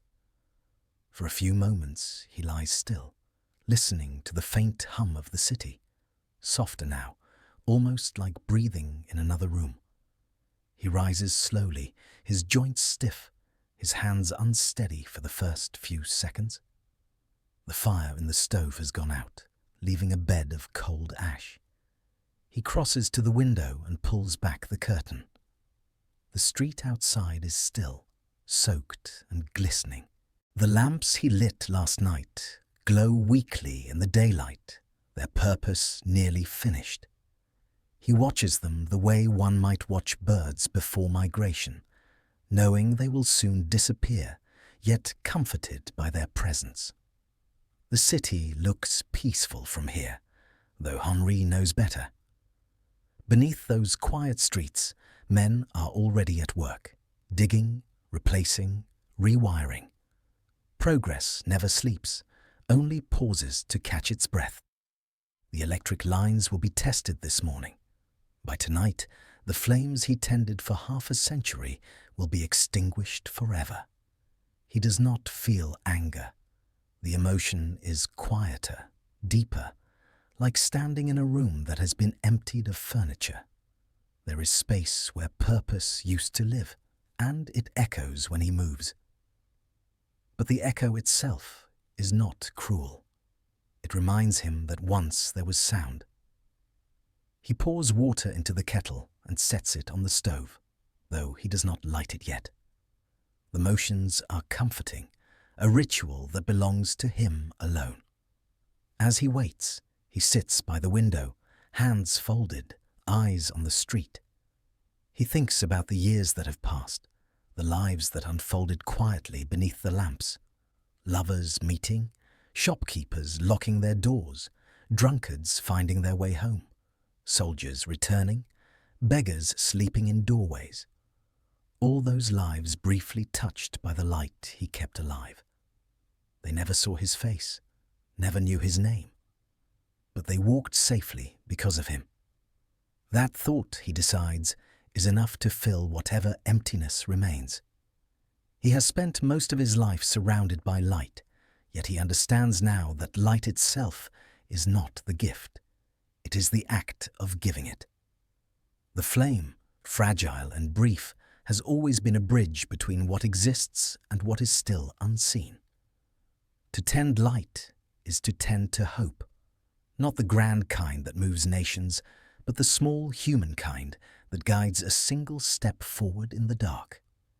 He remembers once, long ago, standing with Eloise on a summer evening. The air had smelled of lilac and warm stone. She had asked him, half in jest, "Do you ever tire of chasing the dark?" He had laughed then, saying, "Someone must walk before the sun does." She had smiled at that, tracing her finger along his wrist. "And when the sun no longer needs you?" she asked. He had no answer. Now, 50 years later, the question finds him again. When the sun no longer needs him, who is he? Not a lamplighter, not a worker, not even a name the city remembers. Yet he does not feel lost. There is a strange peace in being unnecessary, as though the world has outgrown him kindly, not cruelly. He has been allowed to live through both dawn and dusk, to serve both shadow and light. Few men are given that balance. He watches a pigeon land on the street outside, near the base of one of the lamps. It pecks at a puddle, then lifts its head toward the glow. The reflection of the flame shimmers in its dark eye for a moment, before it flies off. Henri smiles faintly. The city continues its quiet conversation with itself, indifferent yet somehow alive. The kettle begins to whisper.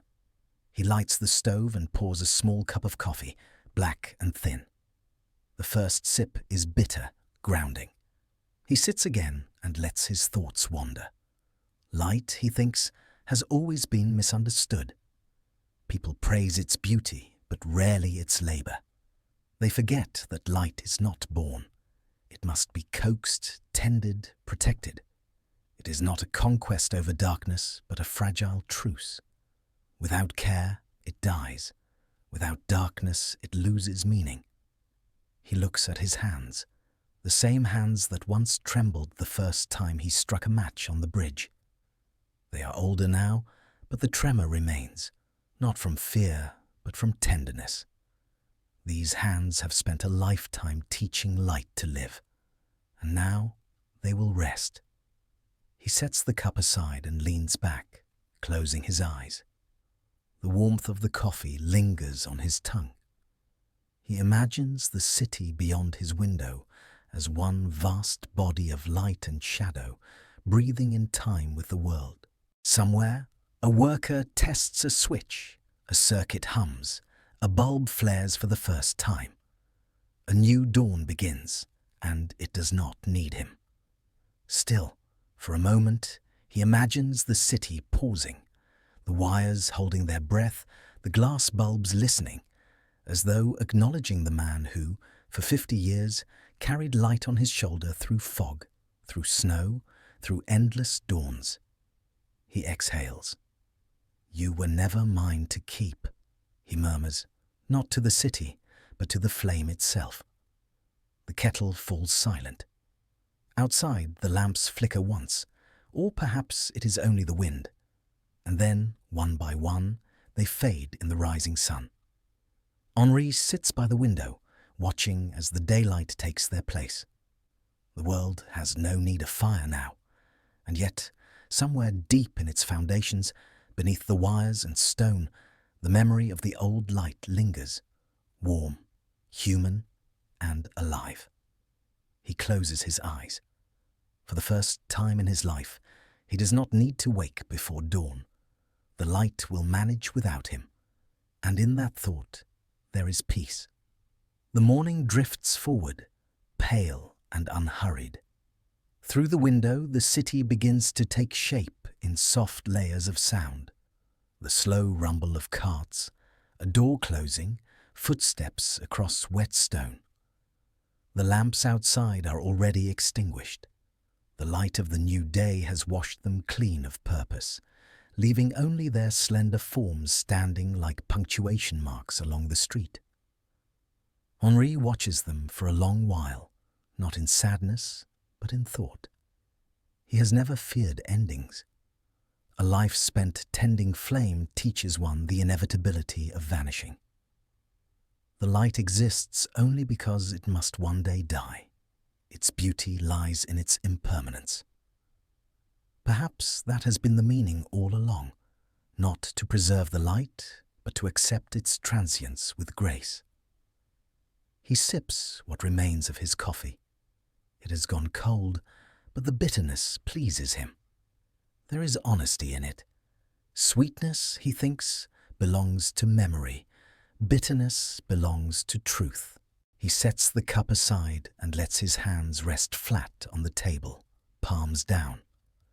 The wood beneath them is worn smooth from years of use, the grain faintly visible through the thin sheen of oil. Everything in this room bears the touch of time. The cup, the chair, the floor, the walls. Nothing new, nothing perfect, yet each object carries a quiet dignity that no amount of polish could ever match. He remembers what Moreau once told him. A man's worth is measured not by what he builds, but by what he keeps burning. At the time, Henri had thought it a simple metaphor for diligence. Now, sitting here at the end of his working life, he understands it differently. To keep something burning, a light, a love, a purpose, requires not strength, but patience. The world praises creation, invention, progress. It rarely notices the quiet act of maintenance. Yet everything that survives depends on those who keep tending it when no one watches. His life, he realizes, was made of such small invisible acts. Lighting the same lamps, repairing the same valves, walking the same streets in fog and rain. There were no promotions, no applause, no legacy. And yet, each flame he kept alive, each dawn he carried through darkness, became part of the unseen fabric that allowed others to live without fear. It was not glory, but continuity, a thread so thin it went unnoticed, but strong enough to hold a city together. He rises and walks to the window. Outside, the sun has climbed high enough to dry the rooftops. The puddles shrink, their mirrors fading. He sees a group of children chasing one another across the square. Their laughter echoes faintly off the walls. None of them will ever know what it was to walk in darkness lit by flame. Their world will shine evenly, tirelessly, without pause. He wonders if they will ever notice the difference, the absence of that small, trembling warmth that once breathed between night and morning. He smiles. Perhaps it is better that they don't. Progress, he thinks, is not evil, only forgetful. It builds new light but rarely remembers the hands that held the old. And maybe that is as it should be. The past is meant to fade, to leave space for new brightness. But fading is not the same as vanishing. What he tended still lives, not in flame, but in memory, in the faint warmth left behind wherever care has been. He leans on the windowsill, his breath fogging the glass for a moment. "They'll never know we were here," he murmurs, "and that's all right." The thought does not sting. It comforts him. To live without fame is not to live without meaning. Meaning, he realizes, lies not in being remembered, but in having once mattered. A lamplighter's purpose was never to be seen, only to ensure that others could see. That, in itself, was a kind of immortality, invisible, humble, but enduring. He closes his eyes for a moment and listens to the sound of the city. It hums differently now. No hiss of gas, no faint breathing of fire, only the clean electric stillness of modern light. Yet beneath it, he swears he can still hear the memory of flame, that soft whisper of burning air, the heartbeat of the old city. The sound lives somewhere below the noise, like a ghost content with its place. He thinks of Eloise again, how she used to hum while folding laundry, how her hands always smelled faintly of lavender and smoke. She had believed that happiness was not found in grand moments, but in the steady rhythm of care, in keeping a home warm, a meal ready, a light burning through the night. Perhaps she had always understood what took him decades to learn, that ordinary life, lived with attention, becomes extraordinary by endurance alone. The room brightens as the sun climbs higher. Dust motes drift lazily in the air, catching the light like small embers. Henri watches them with a kind of wonder. Each one moves independently, aimless and free, yet together they fill the space with quiet life. It reminds him of the lamps, each solitary, each fleeting, yet together enough to hold back the dark. He turns back toward the table and sits again. His breath feels lighter now, his thoughts still. He reaches for the pocket watch on the wall, winding it gently, though it no longer ticks. The sound of the spring tightening is soft, familiar. He sets it back, listens for a moment to the silence that follows, and smiles. Even in stillness, it has purpose. It reminds him that time, like light, is only borrowed. Through the open window, a breeze stirs. It carries the scent of baking bread, of coal smoke, of the faint sweetness of a world that continues. The city has changed, but it remains his. Not because it remembers him, but because his work has been absorbed into its pulse. Somewhere, a street glows brighter for the care he once gave it. Somewhere, a man walks home safely under a lamp that still remembers the warmth of his hands. He exhales, slow and content. "Good," he says softly. "That's enough." And for the first time, it truly is. The day drifts on gently, the kind of day that forgets to make noise. Sunlight slips across the room in thin, tired beams, touching the wall, the table, the small photograph of Eloise. The light is different now, steady, indifferent, lacking the tremble of flame. It does not breathe, it simply exists, filling every space without asking permission. Henri sits in his chair beside the window, his coat folded neatly on the backrest, his lantern resting on the table before him. The lantern is clean now. He polished it this morning, though he knew it would never burn again. The glass catches the sun and throws a small reflection across the wood, pale and motionless. He sits still for a long while, hands resting in his lap, eyes half closed. The city outside hums faintly, alive in its new rhythm. Somewhere a tram bell rings, a child shouts, the sound of footsteps passes and fades. Life continues, endless and ordinary. He listens to it with the same patience he once gave to the hiss of gas lamps. The noises of the world are no longer his to manage, but he finds comfort in their steadiness. He breathes slowly, each inhale deep and careful. The air smells faintly of ash and morning rain. A warmth lingers in the room, the kind that comes not from fire, but from time. The stored breath of years inside the wood, the stone, the fabric. Everything here has aged with him. Everything has waited. He thinks, not of death, but of stillness.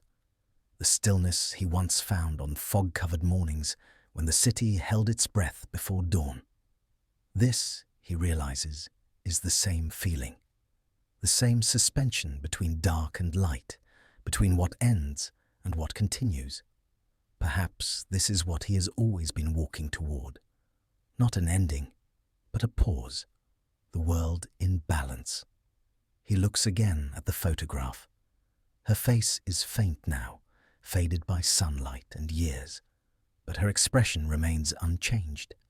A small smile, quiet and steady, as though she knows something he never quite learned. "You were right," he whispers, his voice rough with the effort. "It was never about the light. It was about the keeping." He folds his hands together and leans back in the chair. Outside, a single breeze passes through the open window, stirring the curtain. It brushes lightly against his face, carrying with it the smell of bread and river water, the breath of the city. The same air he has known all his life, the same pulse beneath everything, different only in name. A faint ringing reaches him from the church on the hill. One bell, then another, slow and measured. He counts them out of habit, though the numbers blur before they finish. He smiles faintly. The bells sound softer than they used to, or maybe his hearing has grown kinder. His eyes drift to the lantern again. The glass glints briefly as a cloud passes outside, and for a second it seems as though something moves within. Not a reflection, not the sun, but a faint memory of light flickering once.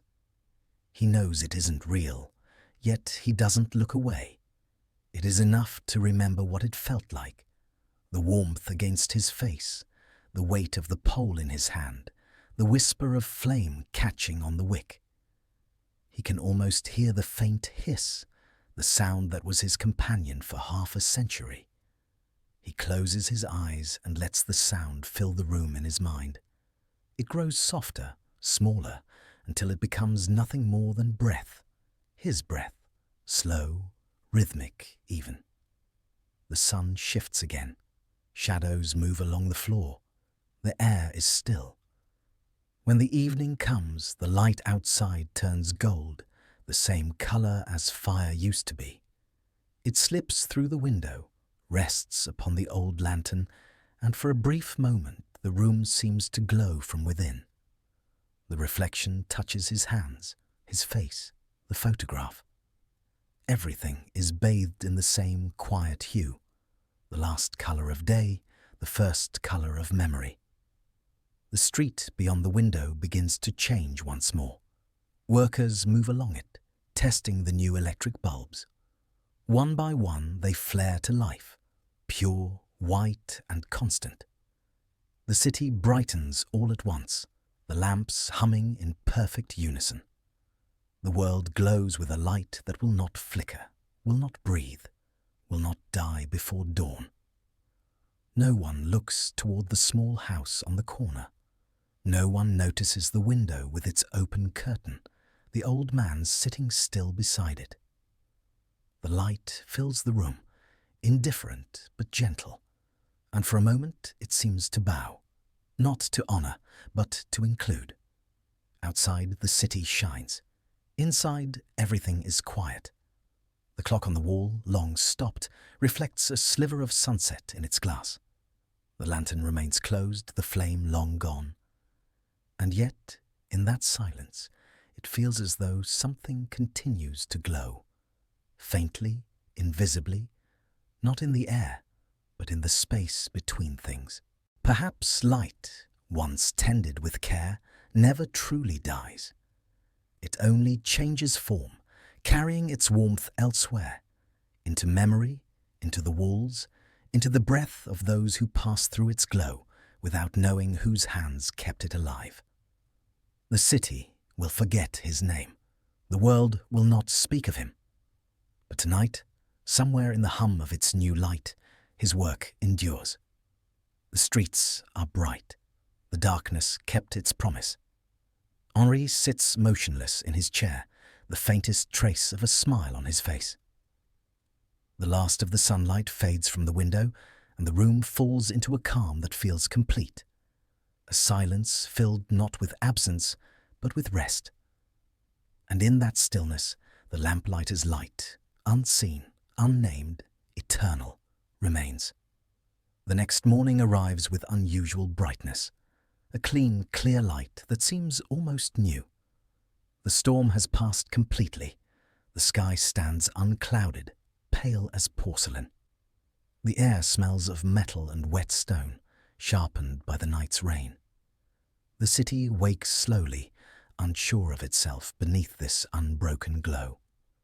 The streets are still slick, the cobblestones gleaming.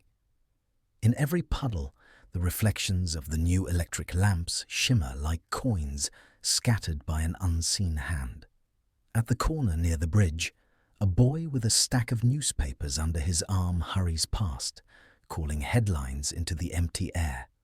His voice bounces off the buildings, startling pigeons from their perches. He does not look up. He is too young to notice how different the street feels now, too young to sense the absence beneath the light. To him, this brightness has always been waiting, inevitable, natural. But for the older ones, the change feels uncanny. The baker, Etienne, opens his shutters and pauses. The street looks wrong, too white, too even. The light no longer flickers on his flour-dusted walls. It just sits there, heavy and still. He misses the golden warmth that used to spill through the mist. He cannot say why. The electric glow shows him everything, every crack in the paint, every stain on the window. But it shows it too clearly, without mercy. He stands there a moment, the smell of bread still clinging to his apron, and whispers, "Strange." Then he closes the shutters halfway, preferring the half-dark. A few doors down, the widow leans from her window, as she does every morning. She has done it so long the motion feels like a prayer. The light greets her now with cold indifference. It has no breath, no heartbeat. She watches it for a while, eyes narrowing against its glare. It used to tremble, that light, as if shy, as if alive. Now it stares back. "It's too strong," she murmurs. But she keeps the window open, listening to the sound of the street, the tram bell, the roll of carts, the clatter of shoes. Something feels missing, though she cannot name it. The milkman arrives late. His horse moves slowly through the brightness. The animal keeps blinking, uncertain. Even the flies are fewer this morning, as if the new light has startled them away. He stops near the fountain and wipes his brow. "Feels different, doesn't it?" he says to no one in particular. His words fade into the air, unanswered. At the top of the hill, the church bell rings. The nuns emerge one by one, their habits pressed flat by the wind. They glance up at the lamps that line their wall. The old gas fixtures are gone, replaced overnight with the new electric poles. The sisters cross themselves quietly, not out of fear, but out of habit, and continue down the street. The sound of their steps merges with the hum that now lives beneath the city's skin. In the square, two workers from the electric company stand beside their truck, finishing the final inspection. One of them, a young man with a cap pulled low, checks the current through a small brass meter. The needle quivers, then holds steady. "Perfect," he says. His partner nods, lighting a cigarette. Gas lines off now. Whole quarters running clean. The words should feel triumphant, but neither man smiles. The younger one glances up the street, squinting toward a small house with a slanted roof and shuttered windows. "You knew the old Lamplighter, didn't you?" he asks. The other exhales smoke and nods. "Henri Delorme. Worked here 50 years. He retired." A pause. "Of a sort." They stand in silence for a moment, the cigarette smoke rising into the electric glare. The hum of the wires above them fills the pause like static. Finally, the older man tosses what remains of the cigarette into a puddle.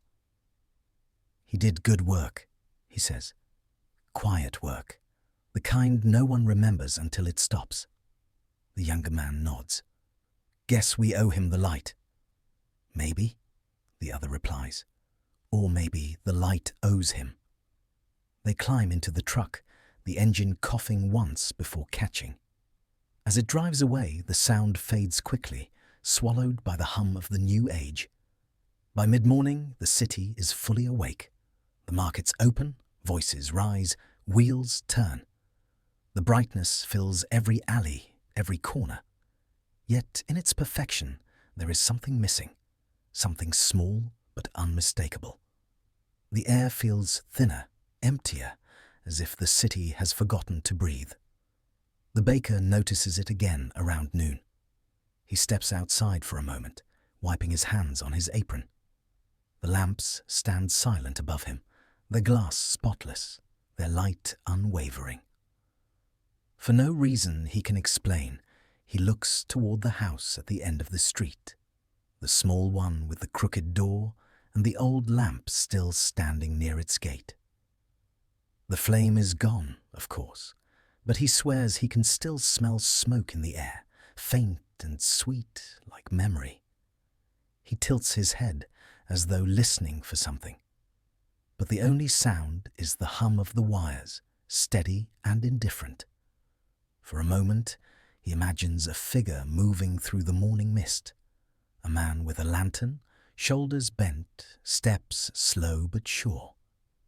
The image feels so real he almost calls out. Then the wind shifts and the thought dissolves. He shakes his head, smiling to himself. "Just habit," he mutters, and returns to his shop. The day carries on. Life continues as it always has. Children laughing, dogs barking, wheels turning. But now and then, when the sun dips behind a cloud and the light softens, the people on Rue des Tisserands pause without knowing why. They lift their eyes to the lamps, expecting something. A flicker, a breath, a tremble. Nothing happens. Yet the silence that follows feels gentle, almost familiar, as though the city itself is remembering. And somewhere, deep beneath its streets, in the old gas lines that no longer hiss, a faint warmth lingers, the ghost of a flame that once belonged to a man who walked before dawn and taught the city how to see. By evening, the new lights hum across the city with flawless precision. They do not waver, do not sigh. Their glow fills the streets like water poured into a mold, complete, uniform, without edges. The sky above them is clear, drained of its usual haze. For the first time in living memory, the city stands fully visible, every corner exposed.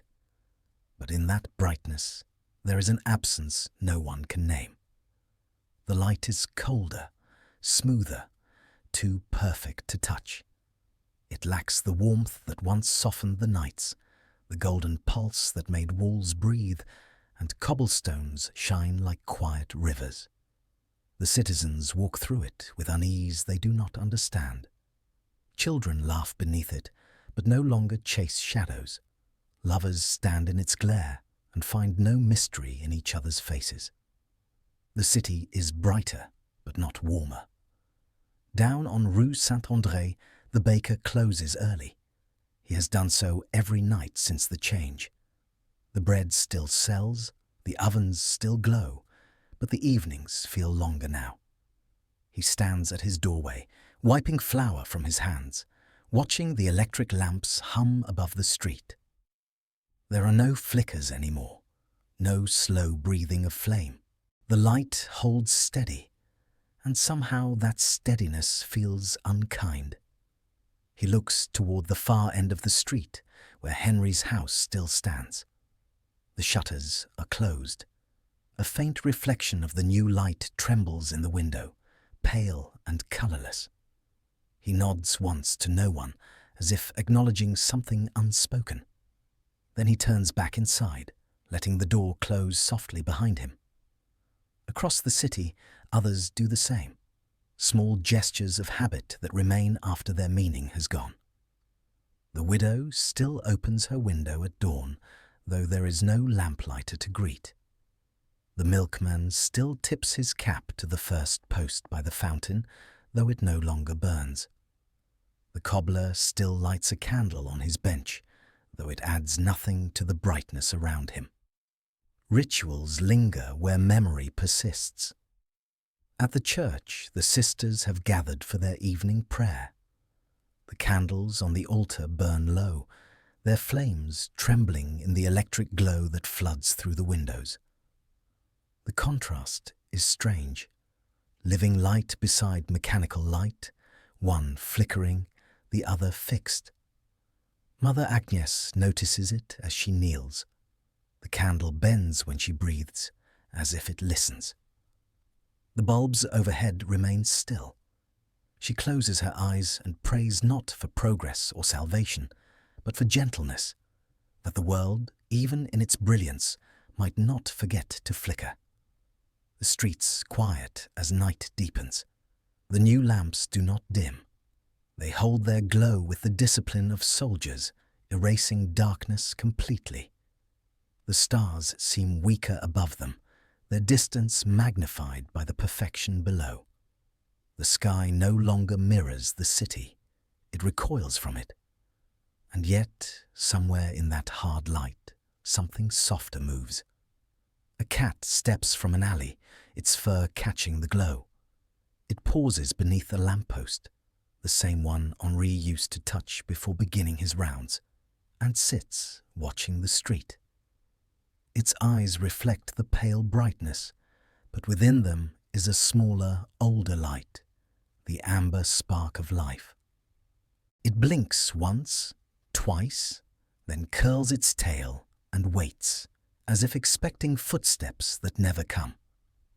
In the morning, the baker's apprentice passes the house on Rue Saint-André and notices the door still closed. The air smells faintly of oil and rain, though it hasn't rained in days. A thin wisp of smoke rises from the chimney, light as breath, soon carried away by the wind. He hesitates for a moment, hat in hand, then continues toward the shop. The light of the new day is already too strong to notice such small things. As the years pass, the city forgets. The lamps remain, their hum constant, their glass unbroken. The children grow up never knowing the sound of a match catching in the fog, never seeing the way flame trembles before it steadies. They inherit a city of perpetual day. Yet sometimes, when the weather turns and the mist returns from the river, the air fills with a golden haze that seems older than the light itself. The fog glows as though remembering, a soft, impossible warmth that belongs to no bulb, no wire. Those who walk the streets on such mornings speak of it quietly, how the city feels different then, how the light seems to breathe again. They do not name it, but some slow instinct makes them step softer, listen longer, linger in the mist. The electric lamps burn on, indifferent. But in the spaces between their hum, something else persists, faint as a sigh, warm as a memory. The city, though remade, still carries him somewhere in its bones. The man who rose before dawn, who gave light without needing it, returned. And if one listens carefully, in the moments just before morning, there are whispers in the fog, not words, but rhythm. The echo of footsteps, the soft scrape of iron on stone, the breath of a match catching flame. Then the hum returns, the city exhales, and the new day begins again. Brighter, colder, but not entirely empty. Because somewhere, beneath the endless light, the memory of the lamplighter still burns. Years pass as they always do, quietly and without permission. The city changes again, not in sudden bursts, but through slow, invisible turns of habit and design. The trams run faster, the carriages vanish, the wires multiply. Buildings rise where gardens once stood, and the sound of progress thickens in the air like dust.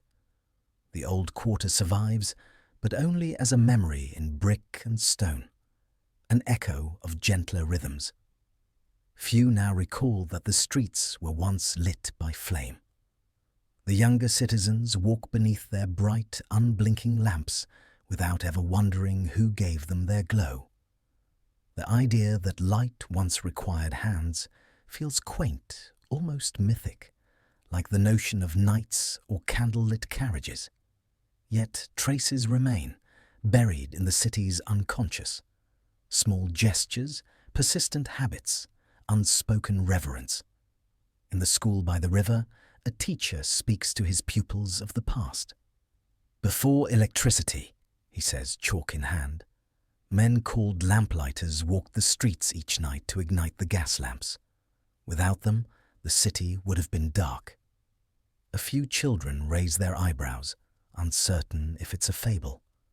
One boy, restless, curious, asks, "But who lit the lamps for them?" The teacher pauses, caught by the question, then smiles faintly. "They lit their own," he says, and kept walking. Outside, through the classroom window, the new lights hum softly.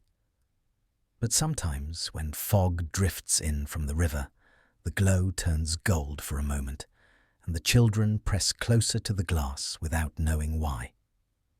In the bakery, the third baker since Etienne works through the dawn.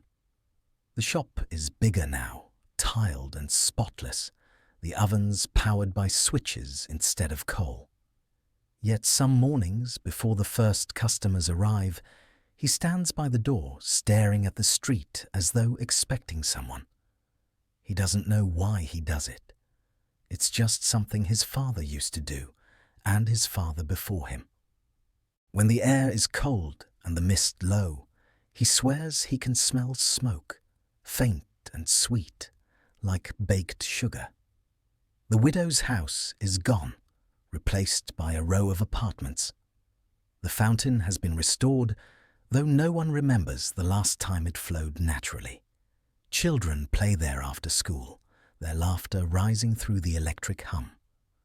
One evening, as they chase one another beneath the lamps, a girl stops suddenly, pointing upward. "Look," she whispers, "the light is moving."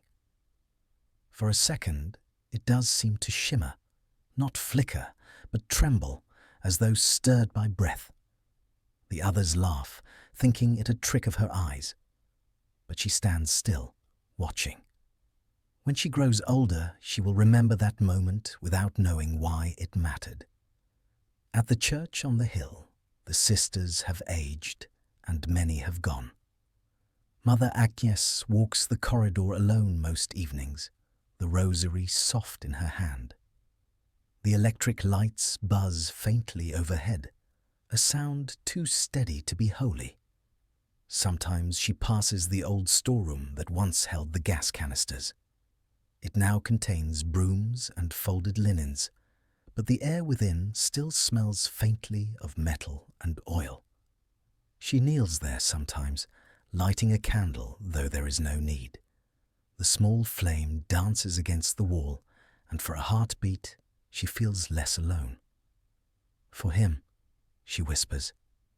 She cannot remember his name, only that there was once a man who lit the lamps before dawn. In the city archive, beneath dust and ledgers, a clerk finds an old record one evening. Delorme, Henri, Municipal Lamplighter, 1876-1927. The entry is brief, no more than a line among thousands. The clerk runs a finger over the ink, smudged and faded, then sets the page aside. For some reason he cannot explain, he leaves the record out rather than returning it to the shelf. He tells himself he'll file it tomorrow.